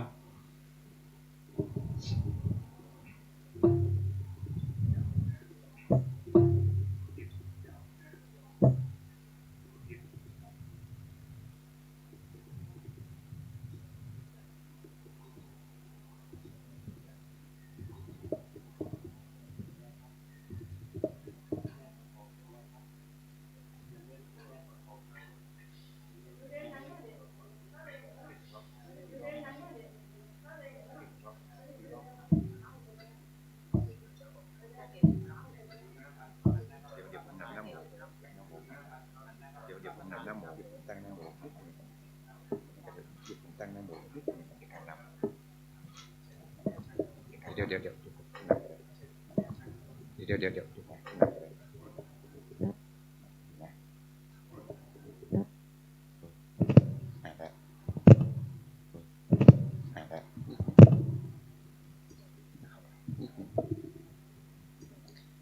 ก่อนที่เราจะได้กล่าวคำถวายก่อนที่เราจะได้กล่าวคำถวายผ้ากฐินสามัคคีเรียนเชิญทุกท่านตั้งใจกล่าวเพียงกันนะครับตั้งนะโมสามจบอันธรรมยังพุทธัสสะภะคะวะโตอันธรรมยังพุทธัสสะภะคะวะโตกะโรภะพาคณมาการังกะโรนะโมอันตัสสะนะโมอันตัสสะอะระหะโตสัมมาอะระหะโตสัมมาสัมพุทธัสสะนะโมอันตัสสะอะระหะโตสัมมาสัมพุทธัสสะสัมมาสัมพุทธัสสะตัสสะภะคะวะโตตัสสะภะคะวะโตอะระหะโตสัมมาสัมพุทธัสสะ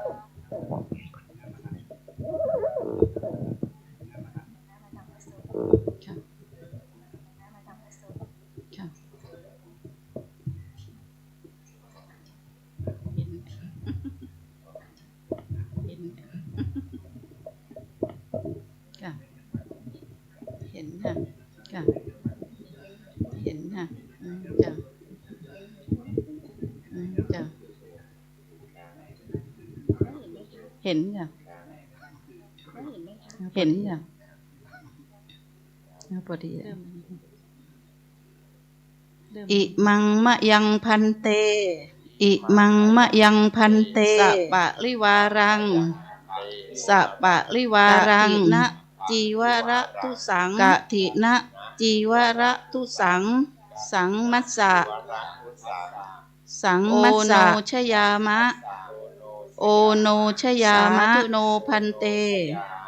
สาธุโนพันเตอิมังสังโฆปะอิมังสัปปะริวารังสัปปะริวารังจีวระทุสังกะถินะจีวระทุสังปาติคันหาตุปาติคันหาตุคะเหตวาจะปาติคะเหตวาจะอิมินาอิมินาเสนะกาตินังเสนะอันกาตินังวะตุอันทะวะตุอัมหากังอัมหากังทีตายะตังสุขายะนิพพานายะจะนิพพานายะจะ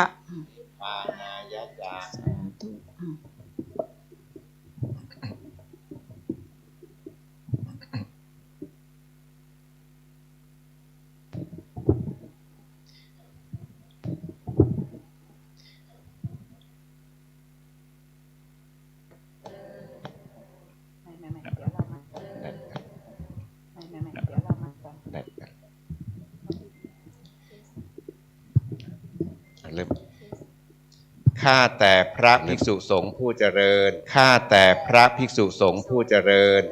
ข้าพระเจ้าทั้งหลายข้าพระเจ้าทั้งหลายถวายขอน้อมถวายจีวรกฐิน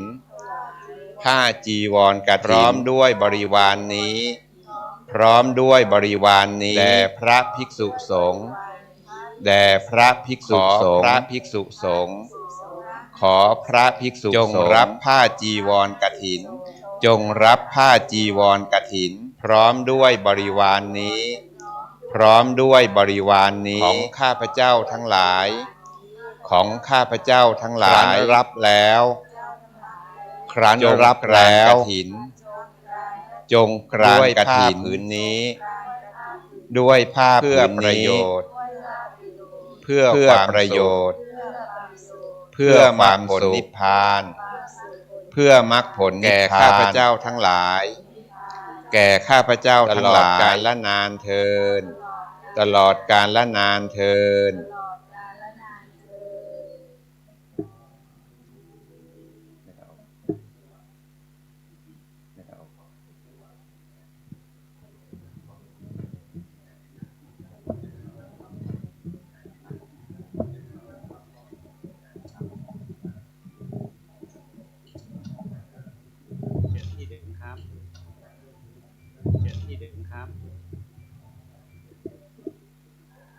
ลำดับต่อไปเป็นพิธีอัปโลกนกรรมลำดับต่อไปโดยเป็นพิธีอัปโลกนกรรมครับโดยพระสงฆ์พระคู่สวดครับ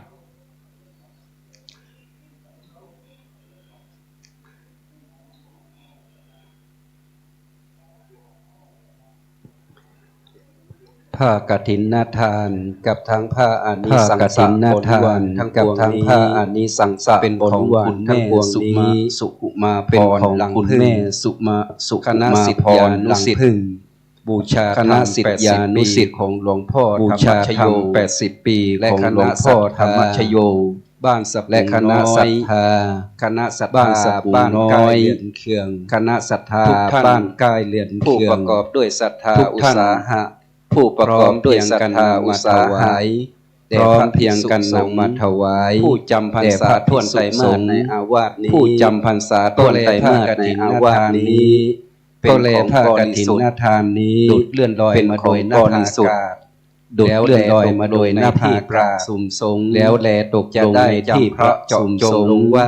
จะได้จำพระเจาะจงเลยว่าหนึ่งก็เป็นของพระภิกษุรูปใดรูปหนึ่งก็หาไม่ได้ว่ามีพระบรมพุทธานุญาตไว้ว่ายอมอนุญาตให้พระสงฆ์ทั้งปวงยอมอนุญาตแก่ภิกษุรูปนัทธารกิจเพื่อจะกระทำซึ่งกฐินนัทธารกิจตามพระบรมพุทธานุญาตอัฏฐกถาจารย์มีคำพระอัฏฐกถาจารย์ผู้รู้พระบรมพุทธาไว้ว่าภิกษุสังวรนาไว้ว่าประกอบด้วยภิกษุรูปใดคุณประกอบด้วยศีลสุตสามารถมีสติปัญญาสามารถมีอุปกิจรู้ธรรม8 ประการภิกษุมีอุปกิจเป็นต้นภิกษุรูปนั้นจึงสมควรเพื่อกระทำกฐินนัทธารกิจได้ตามพระบรมพุทธานุญาตได้สงฆ์ทั้งปวงบัดนี้สมควรแก่ภิกษุทั้งปวงจะเห็นสมควรแก่ภิกษุรูปใดจงพร้อมกันยอมอนุญาตให้แก่ภิกษุรูปนั้นเทินผ้ากฐินทานกับทั้งผ้ากฐินทานกับทั้งผ้าอานิสังสะบริวารข้าพเจ้าพิจารณาแล้วข้าพเจ้าพิจารณาแล้วเห็นสมควรแก่ท่านนิธิทัตกิตติโสภณเมธีนิธิทัตกิตติโสภณเมธีน้อยเจ้าวาดวัดสะพุงน้อยเป็นผู้มีสติปัญญาสามารถเพื่อกระทำซึ่งกฐินนัทธารกิจให้ถูกต้องตามพระบรมพุทธานุญาตได้ถ้าพระภิกษุรูปใดเห็นไม่สมควรจงทักท้วงขึ้นในถ้ำกลางระหว่างสงฆ์ถ้าเห็นสมควรแล้วไซจงให้สัทธสัญญาสาธุการขึ้นให้พร้อมกันเทินกราบท่านผู้มีเกียรติที่เคารพครับคณะกฐินสามัคคีผู้มีเกียรติที่เคารพครับคณะกฐินสามัคคีโดยคุณแม่สุขคณะสงฆ์ได้ลงมติเป็นที่เรียบร้อยแล้วคณะสงฆ์ได้ลงมติเป็นที่เรียบร้อยแล้วเห็นผลน้อมถวายแต่หลวงพ่อเจ้าวาดวัดสะพุงน้อยพระเมธีลำดับต่อไปเจ้าที่จะได้เตรียมเครื่องบริวารลำดับต่อไปเจ้าที่จะได้เตรียมเครื่องบริวารกฐินจะต้องนำเครื่องบริวารกฐินนั้นก็พระสงฆ์เจ้าวาดวัดสะพุงน้อยเจ้าที่ก็คือท่านเจ้าวาดวัดสะพุงน้อยเจ้าที่เตรียมเครื่องบริวารกฐินครับ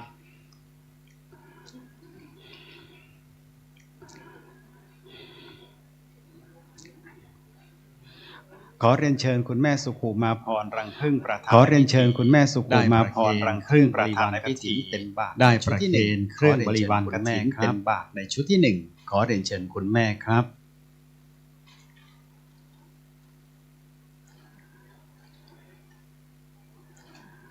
ชุดที่2กับชุดที่3จะเป็นของคุณแม่ชุดที่2กับชุดที่3จะเป็นของคุณแม่ประธานนะครับประธานได้เตรียมเครื่องบริวารชิ้นนะครับเจ้าหน้าที่ได้เตรียมเครื่องบริวารกฐินให้กับประธานในพิธี3ชิ้นครับ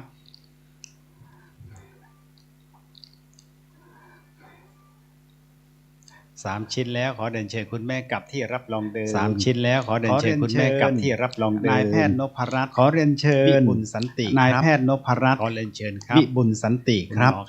ขอเรียนเชิญครับ และขอเรียนเชิญแพทย์หญิงสวนีวิบุลสันติและขอเรียนเชิญแพทย์หญิงสวนีวิบุลสันติร่วมกันประเคนนะครับคุณหมอเรียนเชิญครับเจ้าที่นพรัตน์นะครับขอเรียนเชิญครับเจ้าที่เลี้ยงเข้ามาเลยครับ3 ชิ้นครับ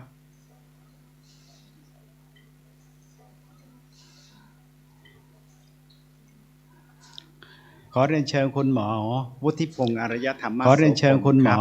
วุฒิพงษ์อารยธรรมโสพลชิ้นเช่นเดียวกันเจ้าหน้าที่จะได้ประเคน3 ชิ้นเช่นเดียวกันเจ้าหน้าที่จะได้เตรียมไว้ให้นะครับ3 ชุดด้วยกันนายกสมาคมเพื่อนไทยเยอรมันนายกสมาคมเพื่อนไทยเยอรมันขอเรียนเชิญครับคุณหมอครับ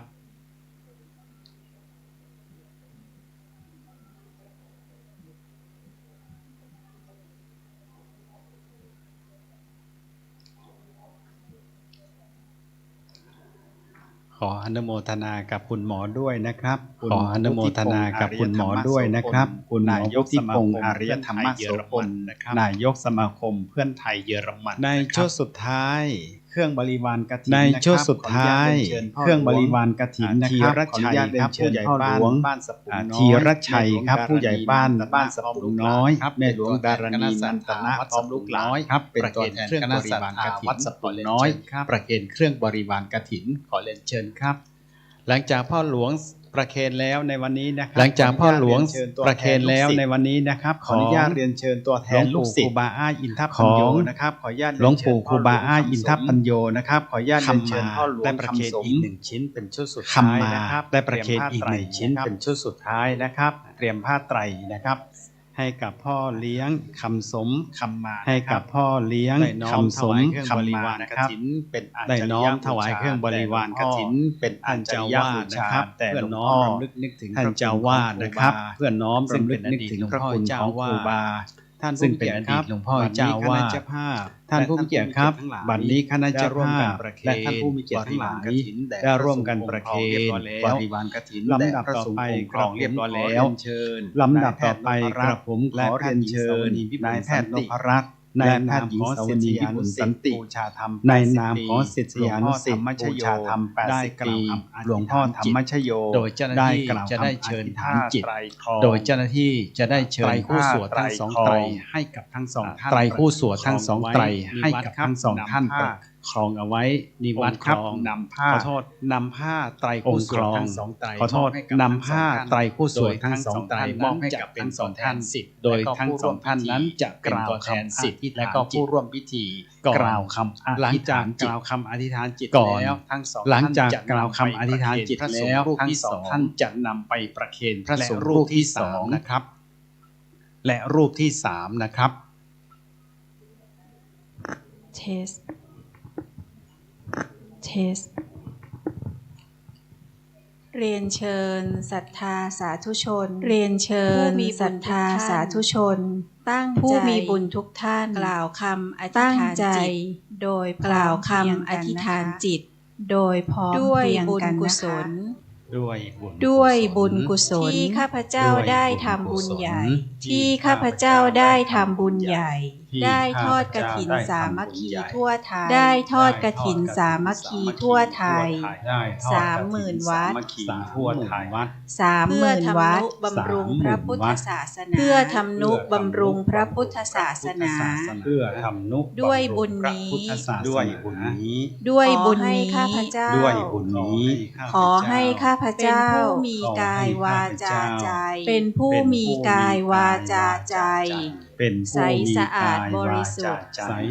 ใสสะอาดบริสุทธิ์พ้นจากกิเลสอาสวะหลุดพ้นจากกิเลสอาสวะเอาชนะอุปสรรคทั้งปวงเอาชนะอุปสรรคทั้งปวงมีสุขภาพแข็งแรงมีสุขภาพแข็งแรงอายุขัยยืนยาวอายุขัยยืนยาวปราศจากทุกโศกโรคภัยปราศจากทุกโศกโรคภัยเป็นอภิมหาเศรษฐีผู้ใจเป็นอภิมหาเศรษฐีผู้ใจบุญค้ำจุนพระพุทธศาสนาค้ำจุนพระ ระพุทธศาสนา มีศรัทธาตั้งมั่นในพระรัตนตรัยมีศรัทธาตั้งมั่นในพระรัตนตรัย มีศรัทธาตั้งมั่น มีผิวพรรณวรรณะผ่องใส มีผิวพรรณวรรณะผ่องใส ให้ถึงพร้อมด้วย ให้ถึงพร้อมด้วยแห่งรูปสมบัติที่สุดแห่งรูปสมบัติที่สุดแห่งทรัพย์สมบัติ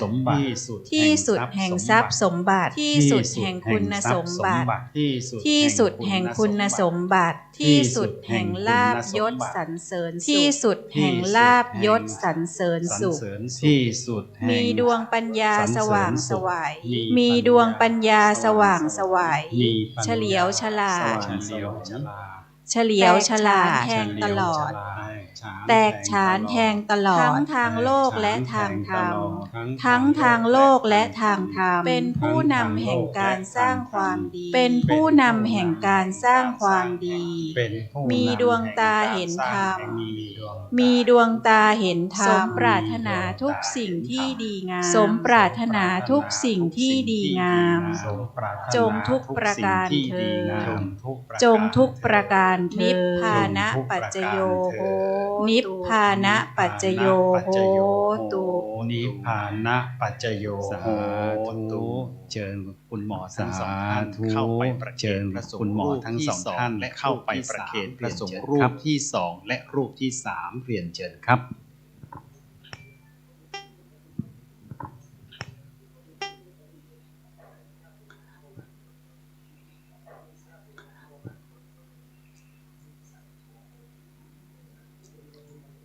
สา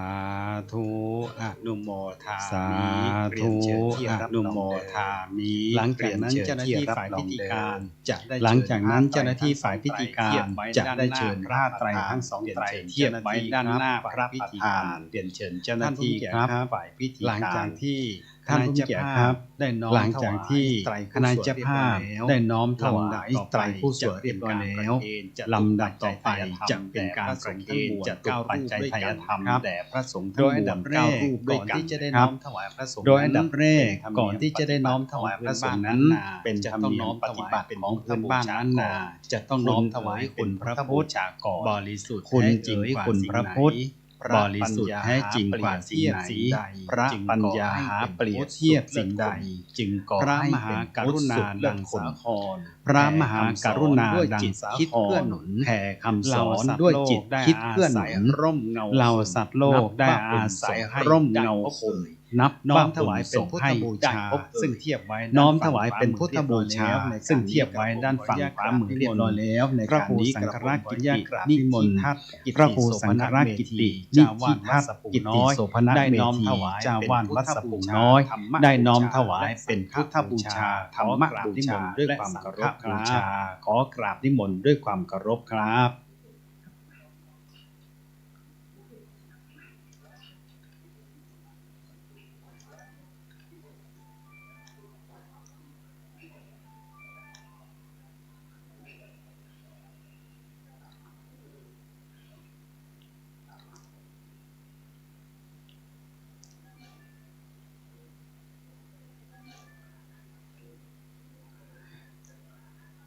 สำหรับพระสงฆ์ทั้งนั้นในพิธี9 รูปสำหรับพระสงฆ์ทั้งนั้นในพิธี9 รูปขอเรียนเชิญคณะจำนวน9เข้าไปนั่งด้านหน้าอาสงฆ์ให้เข้าไปนั่งด้านหน้าอาสงฆ์ให้พร้อมกันทั้ง9 ท่านกันและจะประเคนพร้อมกันมีรายนามดังทั้ง9 ท่านมีรายนามดังต่อไปนี้ขอเรียนเชิญ1คุณสุขอเรียนเชิญคุณสุวรินทร์เปิ้ลเจมาลีบุญทาเปิ้ลเจมาลีพร้อมลูกหลานในชุดที่1ประเคนในชุดที่1หลวงพ่อที่2ขอเรียนเชิญรูปที่2ขอเรียนเชิญครอบครัวคุณจันทนานิวัฒน์คุณจันทนารูปที่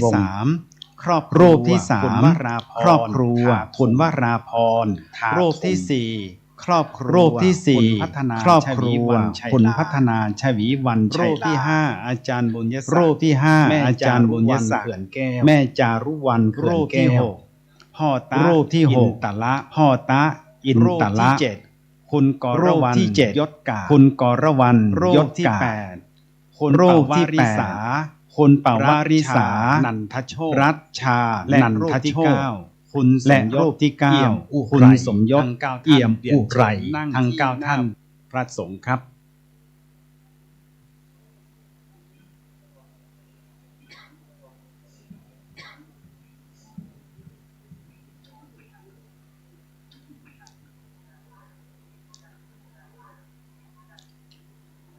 บัดนี้ทั้ง9ท่านนั่งด้านหน้าทั้ง9ท่านนั่งด้านหน้าท่านสงฆ์พร้อมแล้วเชิญทุกท่านขออนุญาตขยับให้ตรงพระนะครับขยับให้ตรงพระนะครับคุณสุวรินทร์คุณนิวัฒน์คุณวราพัฒนาคุณจานบุญยศักดิ์จานบุญยศักดิ์คุณกรวรรณคุณกรวริษาคุณสมยศขาดอีกหนึ่งท่านขออนุญาตเรียนเชิญท่านผู้มีเกียรติที่อยู่ด้านท้ายเป็นตัวแทนคณะผู้ร่วมพิธีเลยนะครับบัดนี้พร้อมแล้วเชิญทุกท่านจับเครื่องเทศธรรมยกขึ้นและประเคนพร้อมกันครับสาธุนุโมทามิหลังจากประเคนแล้วเชิญที่รับรองเดิม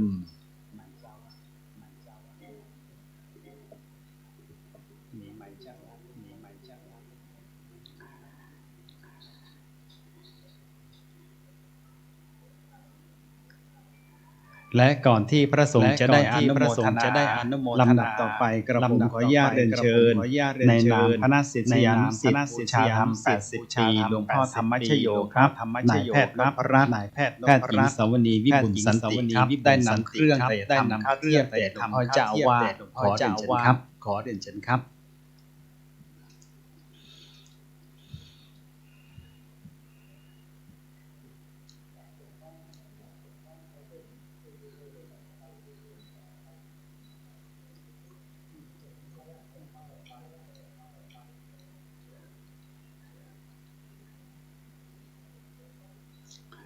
เชิญทุกท่านประนมมืออนุโมทนาร่วมกันนะครับสา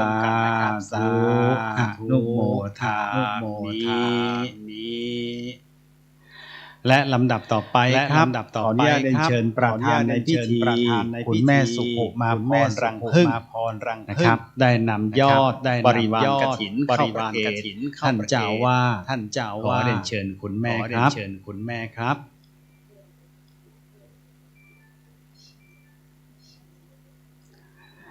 สาธุนุโมทามิสำหรับต้นบริวารกฐินซึ่งเป็นต้นเงินอยู่ด้านนอกหลังจากเสร็จพิธีแล้วจะได้กราบนิมนต์ท่านเจ้าวาดไปรับข้างนอกนะครับขออนุญาตนิมนต์ท่านเจ้าว่าเพราะกับคุณแม่ไปรับประเคนต้นซึ่งเป็นต้นใหญ่อยู่ด้านหน้าขออนุญาตเรียนเชิญคุณแม่สุขุมาพรครับและขอกราบนิมนต์พระครูสังฆรักษ์กิตตินิทัศน์นะครับได้ไปรับประเคนต้นเงินจากคุณแม่เราท่านทั้งหลายยกมือประนมอนุโมทนาสาธุกับคุณแม่นะครับสาอนุโมทามิต้นที่สองขอเรียนเชิญคุณแม่ครับสาธุอนุโมทามิเชิญคุณแม่ที่รับรองเดิมสำหรับต้นบริวารกฐินซึ่งอยู่ด้านนอกศาลานั้นหลังจากเสร็จพิธีแล้วท่านอาจารย์จะได้ไปรับ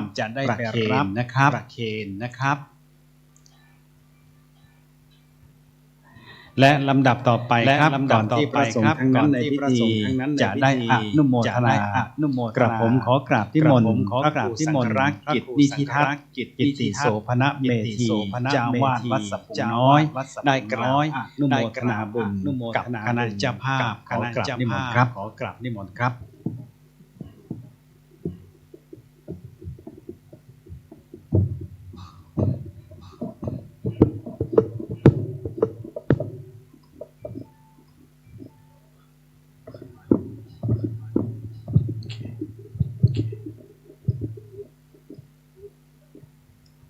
ขอโอกาส โอกาสกับทางเถรานุเถระเพื่อทรงพิธีทั้ง9 รูปด้วยความเคารพขอเจริญพรอนุโมทนาชื่นชมยินดีในที่นี้ต้องใช้คำว่าเพราะชื่นชอบจึงขอชื่นชมในกุศลจิตศรัทธาของท่านเศรษฐีผู้ใจบุญนักลงทุนผู้ใจดีญาติโยมสาธุชนผู้มั่งคั่งด้วยบารมีทุกท่านในที่นี้อันมีคุณแม่สุขุมาพรรังพึ่งผู้เป็นอุบาสิกาในการรับเจ้าภาพในพิธีทอดกฐินสามัคคีสร้างบารมียิ่งใหญ่ของวัดสะพุงน้อยณที่นี้ซึ่งวันนี้โยมแม่พร้อมคณะมิสมันนี่โปรแกรมโปรเจกต์ได้พาคณะกัลยาณมิตรมาร่วมอนุโมทนาถวายปัจจัยตลอดจนถึงบริวารกฐินทั้งหลายทั้งปวงที่ปรากฏณเบื้องหน้าของเราท่านทั้งหลายคณะที่สองคณะศิษยานุศิษย์บูชาธรรม80 ปีพระเดชพระคุณหลวงพ่อธรรมชโยวัดประธรรมกายได้เป็นผู้ขวนขวายซึ่งบุญใหญ่บารมียิ่งใหญ่ได้ทอดถวายกฐิน30,000 วัดทั่วประเทศไทยนี่ยังไม่นับทั่วโลกดังนั้นทั้งสองคณะใหญ่ในวันนี้ได้มีความเปรมปรีมาสร้างบุญหนุนบารมีวัดสะพุงน้อยพร้อมกันนี้มีคณะญาติโยมสาธุชนพุทธบริษัทพุทธศาสนิกเมธีทุกคนทุกท่านประสานงานศรัทธาต่างพากันร่วมด้วยช่วยกันนำปัจจัยบริวารกฐินในอาวาสแห่งนี้ท่านทั้งหลายดังพุทธภาษิตที่กล่าวไว้ว่าสาคาราจะอุโภอัญโยนยนิสิตาซึ่งแปลว่าสองฝ่ายนั่นหมายถึงทั้งบรรพชิตและคฤหัสถ์ต่างช่วยเหลือเกื้อกูลสร้างปรองความสมานฉันท์และผูกพันซึ่งความรักความเมตตาความสามัคคีหากว่าทั้งสองฝ่ายร่วมด้วยช่วยกันทุกสิ่งทุกประการในทางพระพุทธศาสนาจะสำเร็จเรียบร้อยบรรลุเป้าประสงค์แต่ถ้าฝ่ายใดฝ่ายหนึ่งไม่ร่วมช่วยหากฝ่ายใดฝ่ายหนึ่งเพิกเฉยเหมือนเฉยเหลือไว้แต่เพียงฝ่ายบรรพชิตก็เดินไปข้างหน้าไม่ได้ความสามัคคีก็ไม่เกิดฝ่ายพระสงฆ์ฝ่ายอารามฝ่ายวัดเพิกเฉยญาติโยมพุทธบริษัทเดินไปข้างหน้าสร้างคุณความดีไม่ได้ฉันใดก็ฉันนั้นเพราะฉะนั้นในวันนี้ฐานะเจ้าอาวาสมีความรู้สึกยินดีเป็นอย่างมากที่ได้มีโอกาสต้อนรับสายทานน้ำใจที่หลั่งไหลเข้าสู่วัดน้อยวัดเล็กวัดชนบทคนเหนือเปิ้นฮ้องว่าวัดคนตุ๊กไม่มีเงินล้านไม่มีเงินแสนไม่มีเงิน10 ล้านท่านทั้งหลายเพราะฉะนั้นแล้ว แม้นว่าวัดนี้จะชื่อว่าวัดสะปุงลงท้ายด้วยคำว่าน้อยแต่เรียงร้อยให้ผู้ท่านด้วยน้ำใจและมีไมตรีเป็นอย่างมากในทางตัวเลขมี0 1 0 3จนถึง100ถึงล้านทีนี้เมื่อท่านได้เข้ามาวัดสะพุงน้อยวันนี้หลายท่านหลายคนก็เริ่มต้นด้วยเลข0เลข1วันนี้อัตมภาพนับว่าเป็นการเริ่มต้นที่ดีมีชัยไปกว่าครึ่งคือเริ่มเลข1ทีนี้เลข2 3 4 5หวังไว้เป็นอย่างยิ่งว่าท่านทั้งหลายจะสานต่อให้ครบ 1,000,000,000,000,000,000,000,000 ล้านครั้งโดยเฉพาะแม่สุกุมาพรรังพึ่งท่านนี้ได้รับเป็นเจ้าภาพเครื่องปรับอากาศหรือแอร์ที่ท่านทั้งหลายกำลังอุราเย็นอยู่เนี่ยทุกเครื่อง300,000 กว่าบาทโยมแม่ท่านนี้เป็นเจ้าภาพตลอดจนถึงผมที่โปูราเต็มนี่โยมแม่ก็เป็นเจ้าภาพอีกสาธุนี่ยังไม่นับจิปาถะของวัดหลากมากหมอทั้งสองท่านอย่ายอมแพ้นะอย่ายอมแพ้คุณแม่ให้300,000 400,000 500,000 คุณหมอต้อง700,000 800,000 สาธุอนุโมทนาชื่นชมยินดีทุกคนทุกท่านเพราะฉะนั้นในวันนี้เจ้าอาวาสขอประกาศอนุโมทนาพร้อมกับคณะศรัทธาญาติโยมวัดสะพุงน้อยบ้านสะพุงหมู่3ญาติโยมทางสถานีวิทยุที่ตอนนี้กำลังถ่ายทอดสดอยู่และถ่ายทอดทางภาพและเสียงนั้นผู้ที่ฟังอยู่ผู้ที่ชมอยู่ก็ปลื้มในบุญและได้รับบุญรับอนุโมทนาผ่านทางออนไลน์เช่นเดียวกันธรรมภาพขออนุโมทนาเป็นบทกลอนให้แก่ทุกท่านดังต่อไปนี้ขออำนาจพระพุทธรัตน์กำจัดทุกข์เจริญสุขสิริศักดิ์เป็นหลักฐานขออำนาจพระธรรมราชกำจัดให้ไพศาลผุดพ้นผองไผ่ขออำนาจประสังฆรัตน์กำจัดโรคให้เสื่อมโทรมเสื่อมชนจนเกินไขขออำนาจทั้ง3คุณพระรัตนตรัยเจริญชัยเจริญศรีทวีงามใจโยใจยะวรดิถีจะปันปอนดีตัวหน้าพ่อแม่ปิตาอาฝูงหมู่สัทธาญาติมิตรขอให้ได้สุขสันต์เหมือนกันทั่วทิศบอกว่าเผ่าผู้ยิ่งใจทำบุญทอดกฐินสามัคคีวัดสะพุงน้อยวันนี้สุขใจสุขกายอยู่ดีสบายหายโรคโศกน้ำทำคำสอนพระพุทธเจ้าคือยึดถือเอาอย่าละคือมีคนนับถือฤทธีติเจริญก้าวหน้ายาวนานคือทุกท่านได้พ้นจากความทุกข์มีความ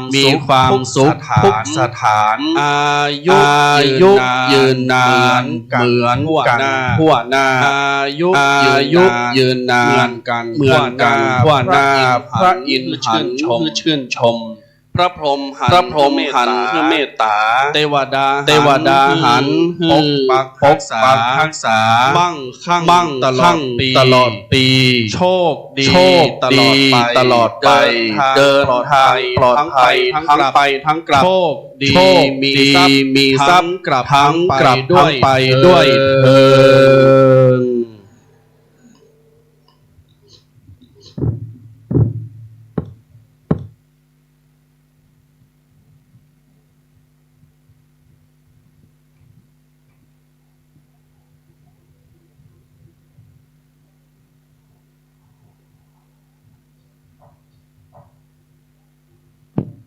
ลำดับต่อไปพระสงฆ์จะได้อนุโมทนาเรียนเชิญประธานพิธีและท่านที่มีเต้ากรวดน้ำเทียบไว้กรวดน้ำรับพรอุทิศส่วนกุศลครับ ยะถาวาลิวหาปุราปะริปุเรนติสาคารังเมวะเมอิโ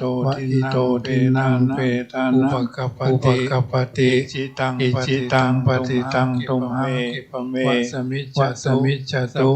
สัพเพปุเรนตุสังกปาจันโทปนรโสยะถามณิโชติระโสยะถาติโยเววา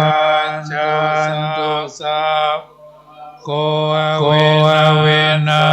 สตุมาภวะตวันตาร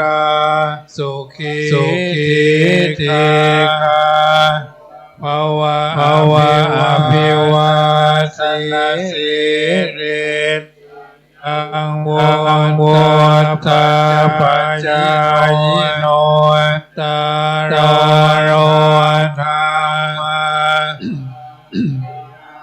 ยุวันโนสุขาลังเลติสัพพัญญาโยเวตมัจฉราคาเลนาเทนาเยสุโจโพสุตาเดสเวปัสสนามานาสเวปุราโหติทินัยเยนะนุโมตันวัยยาวันจังจิวานาเตนะกินาเตโอตาปิปุนสัพพะกิโนมาอิโภนิทัตินาจิตโตตตินังมหาปัลลังญาณิปัลโลสมิงปฏิทาติปานินายภวตุสา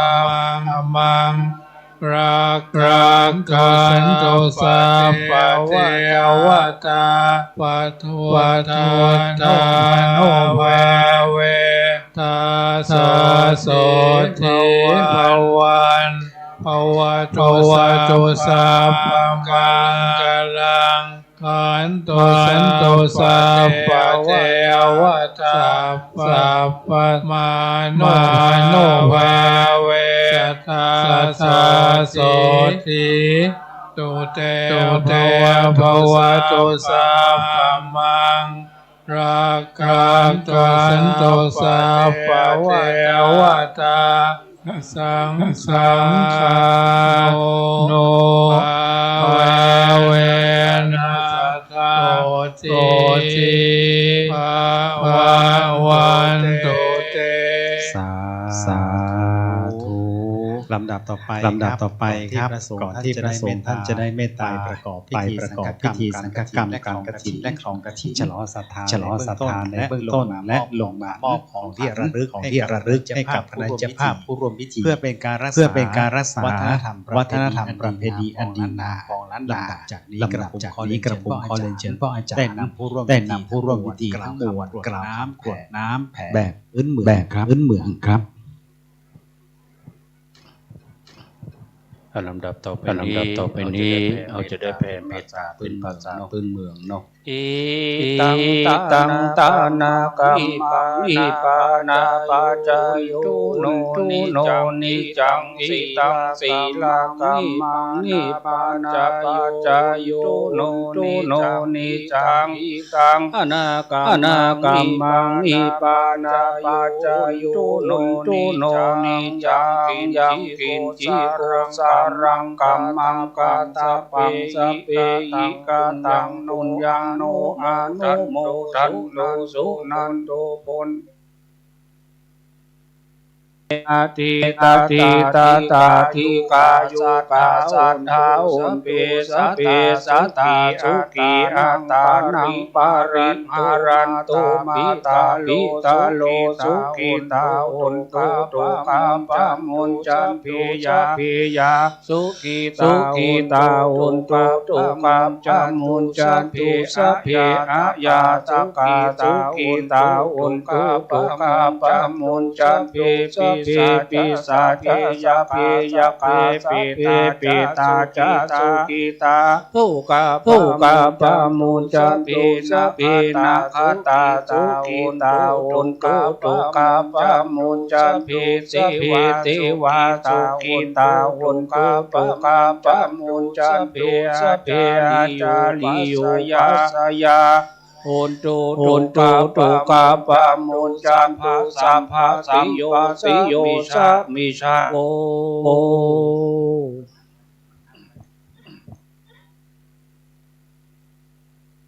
ผมเนสาธุวันนี้อามิพันเตสัพพะนาปาราดังกามิพันเตมยากาตังสัญญามินาอนุโมทัพพามินากาตังไมหังตาปังสาธุอนุโมทัมิ เชิญทุกท่านกราบพระรัตนตรัยพร้อมหังสัมมาสัมพุทโธพุทธังภะวัน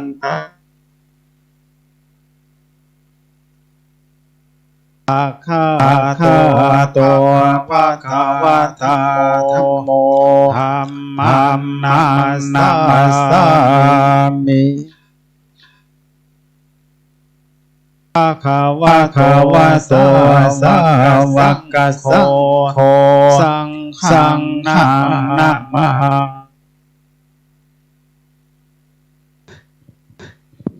ทดสอบ1 2 3ท่านผู้มีเกียรติที่เคารพครับพิธีทอดกฐินสามัคคีได้เสร็จสิ้นพิธีเรียบร้อยแล้ว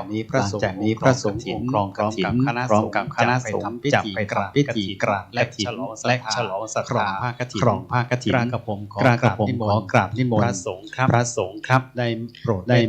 เมตตาไปสวดยัดจากนั้นท่านอาจารย์จะกลับลงมาที่ศาลาอุดมสุขแห่งนี้มอบที่ระลึกให้กับเจ้าภาพนะครับรวมทั้งท่านผู้มีเกียรติเพราะฉะนั้นขออนุญาตคุณแม่สุขุมาพรและก็ท่านผู้มีเกียรติแขกผู้ใหญ่อยู่ในศาลาอุดมสุขก่อนนะครับท่านอาจารย์ไปทำสังฆกรรมแล้วท่านอาจารย์จะได้กลับลงมาเพื่อที่จะได้มอบวัตถุมงคลของที่ระลึกให้กับคณะเจ้าภาพกระผมขอกราบนิมนต์พระสงฆ์5 รูปนะครับไปทำสังฆกรรมที่อุโบสถครับและสำหรับแต่ละวัดนะครับได้มานำเครื่องไตรธรรมของพระสงฆ์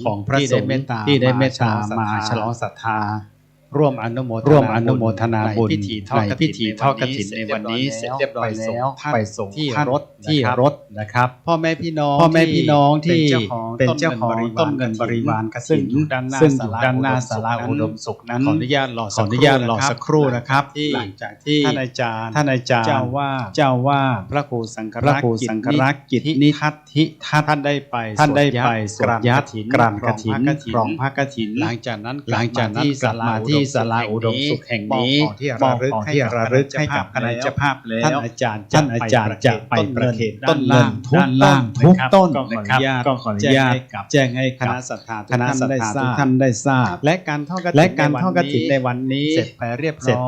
ร้อยอย่างดีงามสมกับเป็นบุญใหญ่ที่คณะเจ้าภาพทุกสายทุกคณะนำมาทอดที่วัดสัพพุงน้อยแห่งนี้ขออนุโมทนาบุญกับคุณแม่สุขุมาพรรังพึ่งคณะทำงานมิตรมันนี่โปรแกรมโปรเจกต์คณะศิษยานุศิษย์บูชาธรรม80 ปีหลวงพ่อธรรมชโย โครงการทอดกฐินสามัคคี30,000 วัดโดยผู้แทนลูกศิษย์ของหลวงพ่อธรรมชโยในวันนี้มีนายแพทย์นพรัตน์หญิงสาวนีวิบุญสันติเป็นตัวแทนได้นำเครื่องและกล่าวคำอธิษฐานในการทอดกฐินในวันนี้เสร็จเรียบร้อยดีงามทุกประการและนอกจากนั้นขออนุโมทนากับคณะสายบุญคุณหมอวุฒิพงษ์อารยธรรมโสพลนายกสมาคมเพื่อนไทยเยอรมันหลวงพ่อหลวงธีรชัยผู้ใหญ่บ้านสปุงแม่หลวงดารณีนันตนะพร้อมลูกหลานคุณหมอค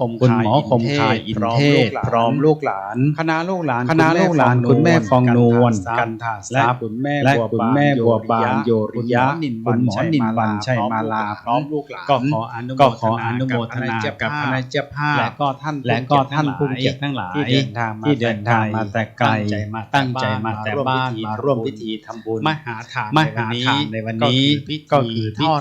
ทอดสามัคคีนะครับก็อนุโมทนากับทุกท่านนะครับอิมินาปานะทาเนนะมาเมคาลิทิยังอาหุนัตถิติวัจนังนามาอาโห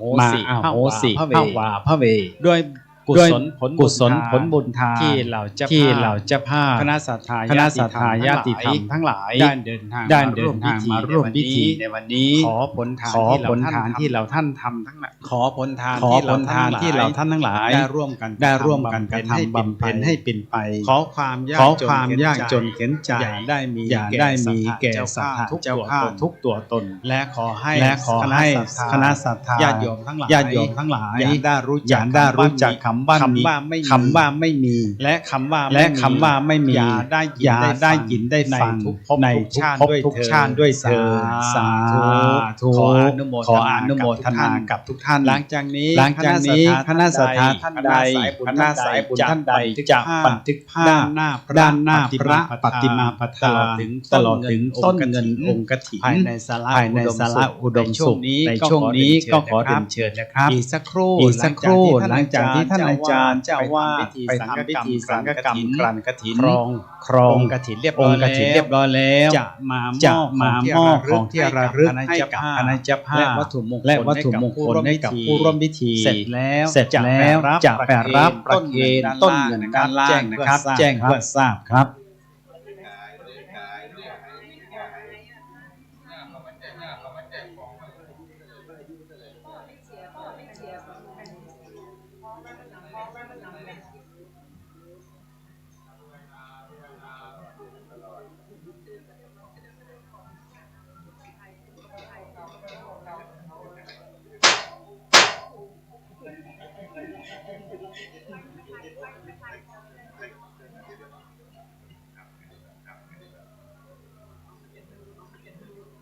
มาจากกองนะของที่ไหนนะอยู่ใกล้ไกลวิลล่าครับรุ่นเดียวกันนี่มันเป็นในลงนี้อะไรก็ลงนี้ถ้าลงนี้กินทะละมีแต่โย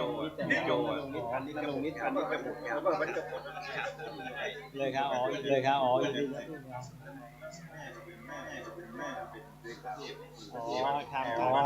บยินดีครับผมเป็นคุณหญิงอะไรครับกับสีมาปานิกบุตรแล้วลงลิสต์ตอนนี้เป็นรองไม่ทัน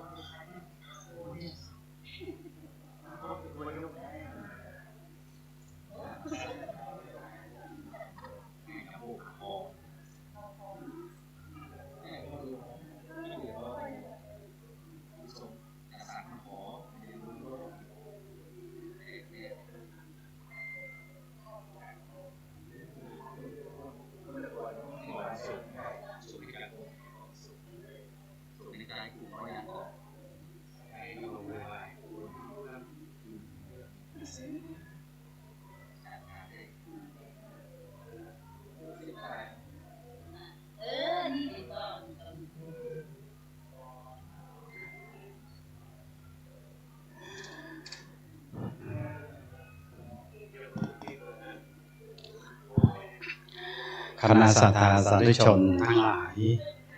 ขณะนี้ท่านอาจารย์เจ้าว่าได้ไปทำพิธีสังฆกรรมกรานกฐินและครอง ผ้ากฐินฉลองศรัทธาเป็นที่เรียบร้อยและขณะนี้ได้ลงสู่ศาลาอุดมสุขเป็นที่เรียบร้อยแล้วนะครับนับว่าตัวท่านบริสุทธิ์ทั้งกายวาจาใจนับว่าเป็นบุญที่แล้วที่เราท่านทั้งหลายได้มาชื่นชมบารมีของท่านนะครับลำดับจากนี้ท่านอาจารย์จะได้มอบของที่ระลึกให้กับคณะเจ้าภาพโดยคณะเจ้าภาพจะไปรับด้านหน้าพระประธานเจ้าหน้าที่ครับขออนุญาตนำเก้าอี้ถวายท่านอาจารย์ด้านหน้าพระปฏิมาประธาน1 ตัวและขอกราบนิมนต์ท่านอาจารย์ครับนั่งที่เก้าอี้เจ้าหน้าที่ครับได้เตรียมวัตถุมงคลของที่ระลึกให้กับเจ้าภาพ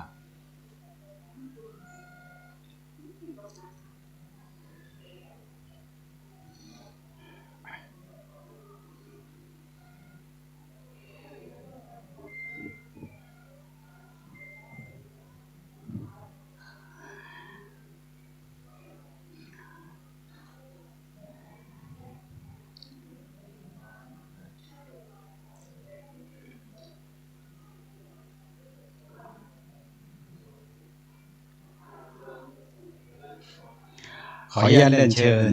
คุณแม่สุภูมาพรรังพึ่งครับประธานพิธีได้เข้ารับวัตถุมงคลของที่ระลึกเป็นเครื่องเชิดชูใจ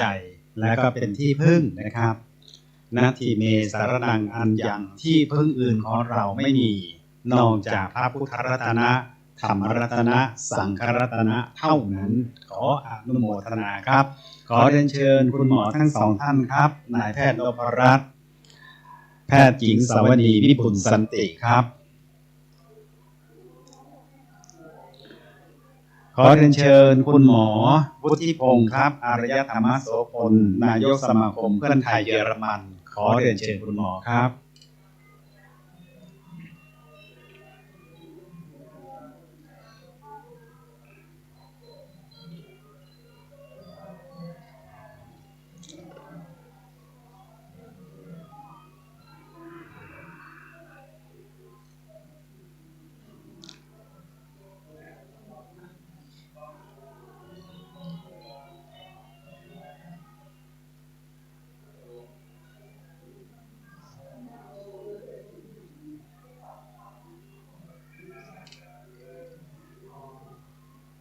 และขออนุญาตใช้เสียงนี้เรียนเชิญพ่อเลี้ยงครับผมขอเรียนเชิญรับของที่ระลึกจากหลวงพ่อเจ้าวาดครับ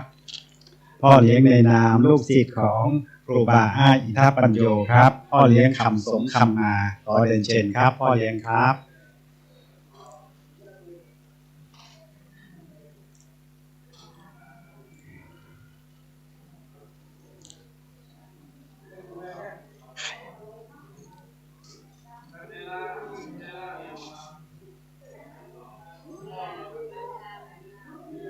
ขออนุญาตเรียนเชิญท่านผู้มีเกียรติที่อยู่ด้านในศาลานะครับท่านอาจารย์ครับได้เมตตาเรียกชื่อญาติโยมได้เลยครับเชิญเมล่าเนียมทางเมล่าสาธุคุณพ่อมาด้วยคุณแม่มาด้วย2 ท่านเชิญครับคุณพ่อคุณแม่ครับสถานปฏิบัติธรรมเชิญครับสาธุโมทนามอบพระรอดเนอสาธุเป็นตระกูลพระรอดละปูนกิจการรุ่งเรืองเนอบุญบารมีรักษาสาธุนี่หลวงปู่ครูบาอ้ายสาธุหลวงปู่ธนาเจ้าว่าไม่วางทานมันกันยืนสาธุขอเชิญคุณหมอนิรวรรณชัยมาลาหมอคมคายอินเทศคุณสุวรินทร์ปุณธาเปิ้ล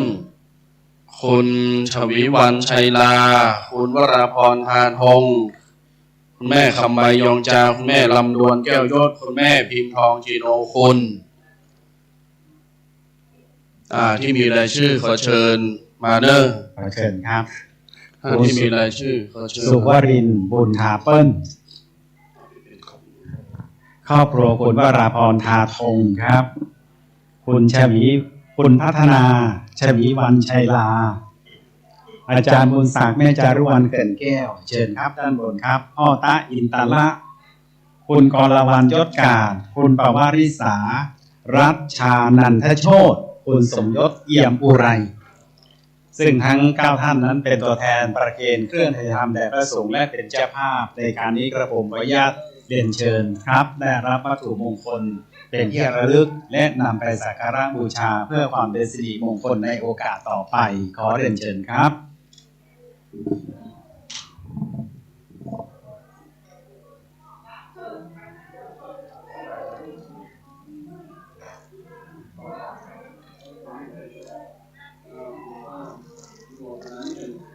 เรียนสำคัญ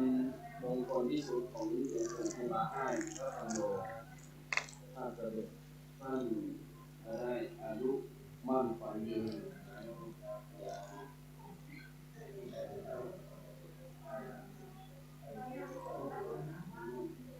เราก็พูดเนอะ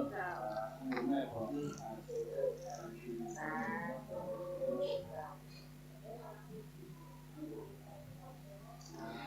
มั่นขวัญยืนเราแล้ว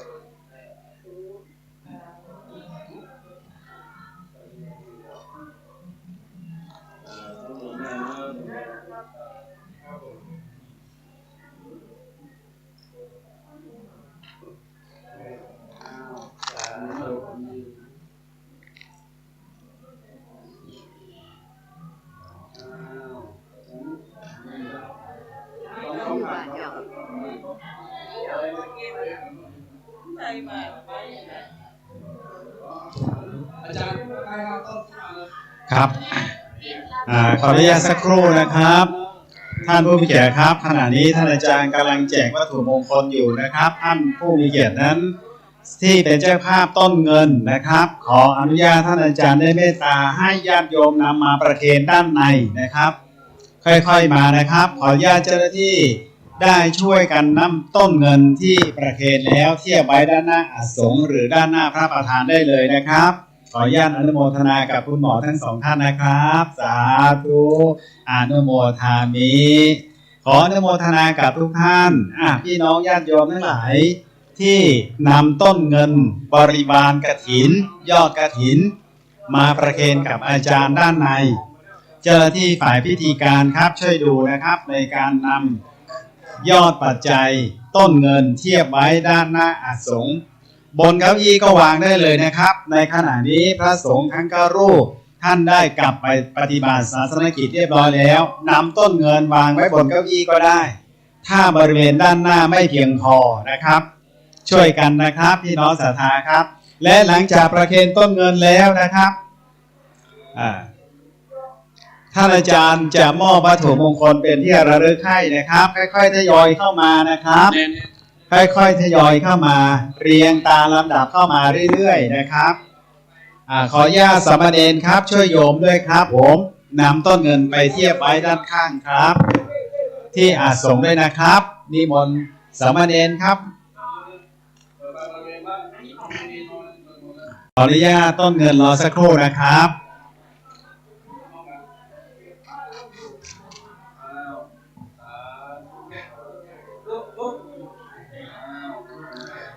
พี่น้องที่เป็นเจ้าของต้นเงินที่อยู่ด้านนอกศาลาครับขอนำเข้ามาประเคนกับท่านอาจารย์ด้านในเลยนะครับ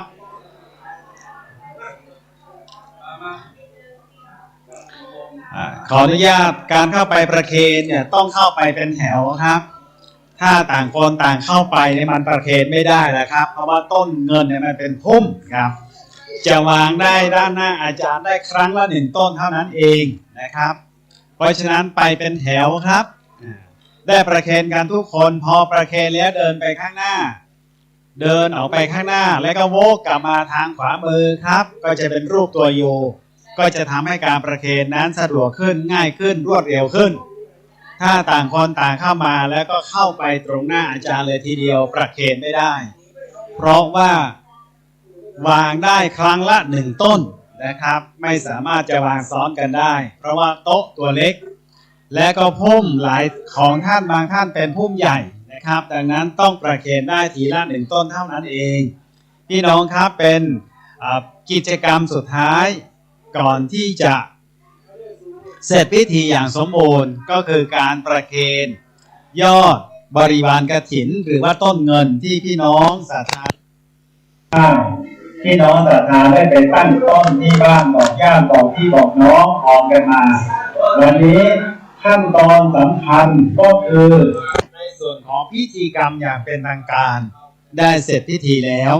ในส่วนนี้จะเป็นการประเคนปัจจัยบริวารกฐินทั้งมวลนะครับสำหรับของคุณแม่ผู้เป็นประธานพร้อมกับคณะศิษยานุศิษย์หลวงพ่อธรรมชโยนั้นได้ประเคนในเบื้องต้นแล้วนะครับก็ขออนุโมทนากับคุณแม่และก็คณะศิษยานุศิษย์ของหลวงพ่อธรรมชโยครับ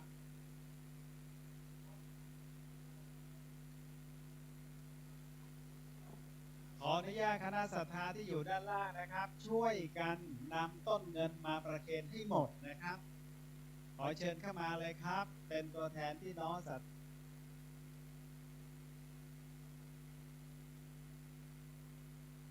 ประมาณสัก4-5 ต้นนะครับนำเข้ามาประเคนกันพระครูสังฆรักษ์กิจนิธิทัศน์กิตติโสภณเมธีเจ้าวาดหรือหลวงพ่อเจ้าวาดนะครับได้เลยด้านในครับเชิญครับหลังจากประเคนแล้วจะเทียบไว้ด้านข้างคณะกรรมการของวัดเจ้าหน้าที่ของวัดฝ่ายเหรัญยิกเตรียมนะครับโดยพ่ออาจารย์ตลอดถึงคณะกรรมการฝ่ายเหรัญยิกนะครับเตรียมเพื่อที่จะได้รวบรวมปัจจัยบวกให้เรียบร้อยและก็จะได้แจ้งให้กับคณะแต่ละคณะได้ทราบว่าปัจจัยซึ่งเป็นยอดบริวารกฐินจากสายบุญต่างๆที่นำมาทอดถวายวัดสะปุ่งน้อยนั้นได้ปัจจัยยอดบริวารกฐินที่จะสร้างถาวรวัตถุทำนุบำรุงเสนาสนะภายในวัดนี้จำนวนเท่าไหร่เพื่อทุกท่านนั้นจะได้อนุโมทนาร่วมกันนะครับในโอกาสต่อไปสำหรับในวันนี้พี่น้องท่านใดยังไม่ได้รับเป็นเจ้าภาพก็ดียังไม่ได้บริจาคปัจจัยสมทบบริวารกฐินก็ดีเชิญทำบุญกันได้นะครับจะนำมาถวายท่านเจ้าวาดโดยตรงก็ได้นะโอกาสนี้ครับเรียนเชิญทุกท่านครับนำต้นเงินขึ้นมาเลยครับผม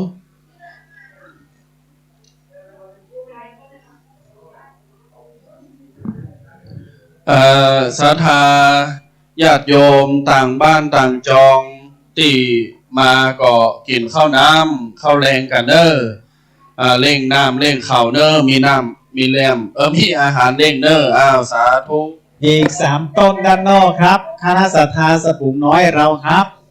นำขึ้นมาด้วยครับอีก3 ต้นสุดท้ายครับเรียนเชิญครับได้นำขึ้นมาประเคนกับอาจารย์ครับ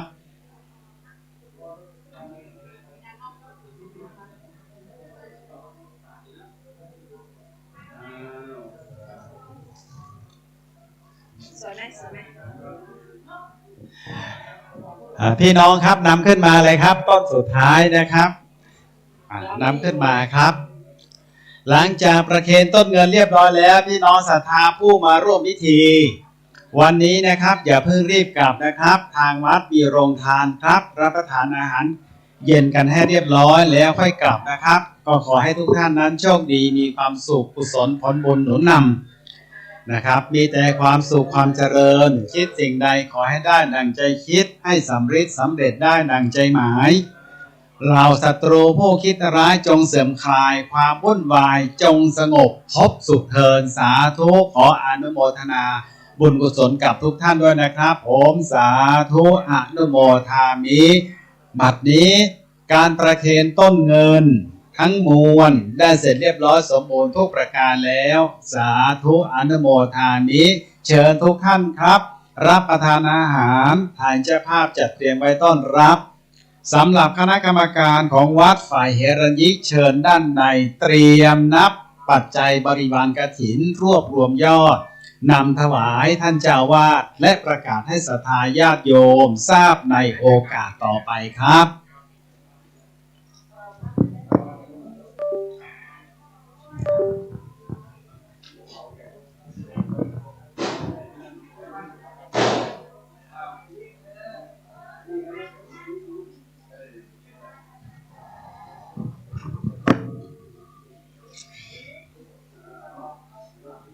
ข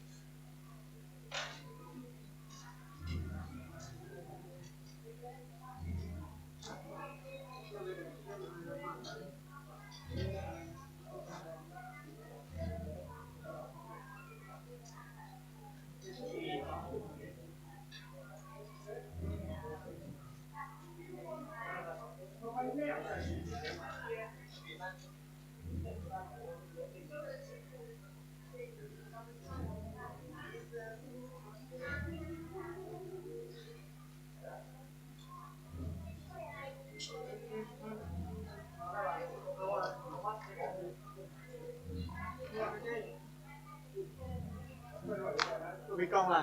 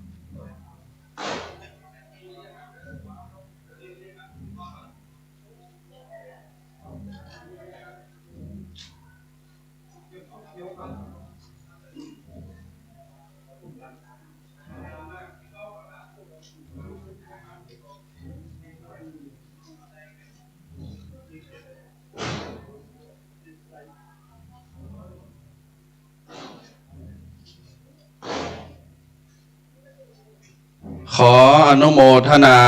กับบรรดาคณะศรัทธาญาติโยมสาธุชนทุกท่านมาร่วมด้วยช่วยกันงานกฐินวันนี้เรียบร้อยเสร็จสับไปโดยดี ตลอดจนถึงญาติโยมที่ฟังและชมในวิทยุ FM คลื่น 104.0 เมกะเฮิรตซ์วัดฝายหินเจียงใหม่ได้อนุโมทนาบุญด้วยการรวมกินรวมทานได้พอกันจนสุดจนซ้อยบุญบารมีงานกฐินทานมีมากโดยประการชั้นใดขอคือท่านทั้งหลายได้รับบุญรับบารมี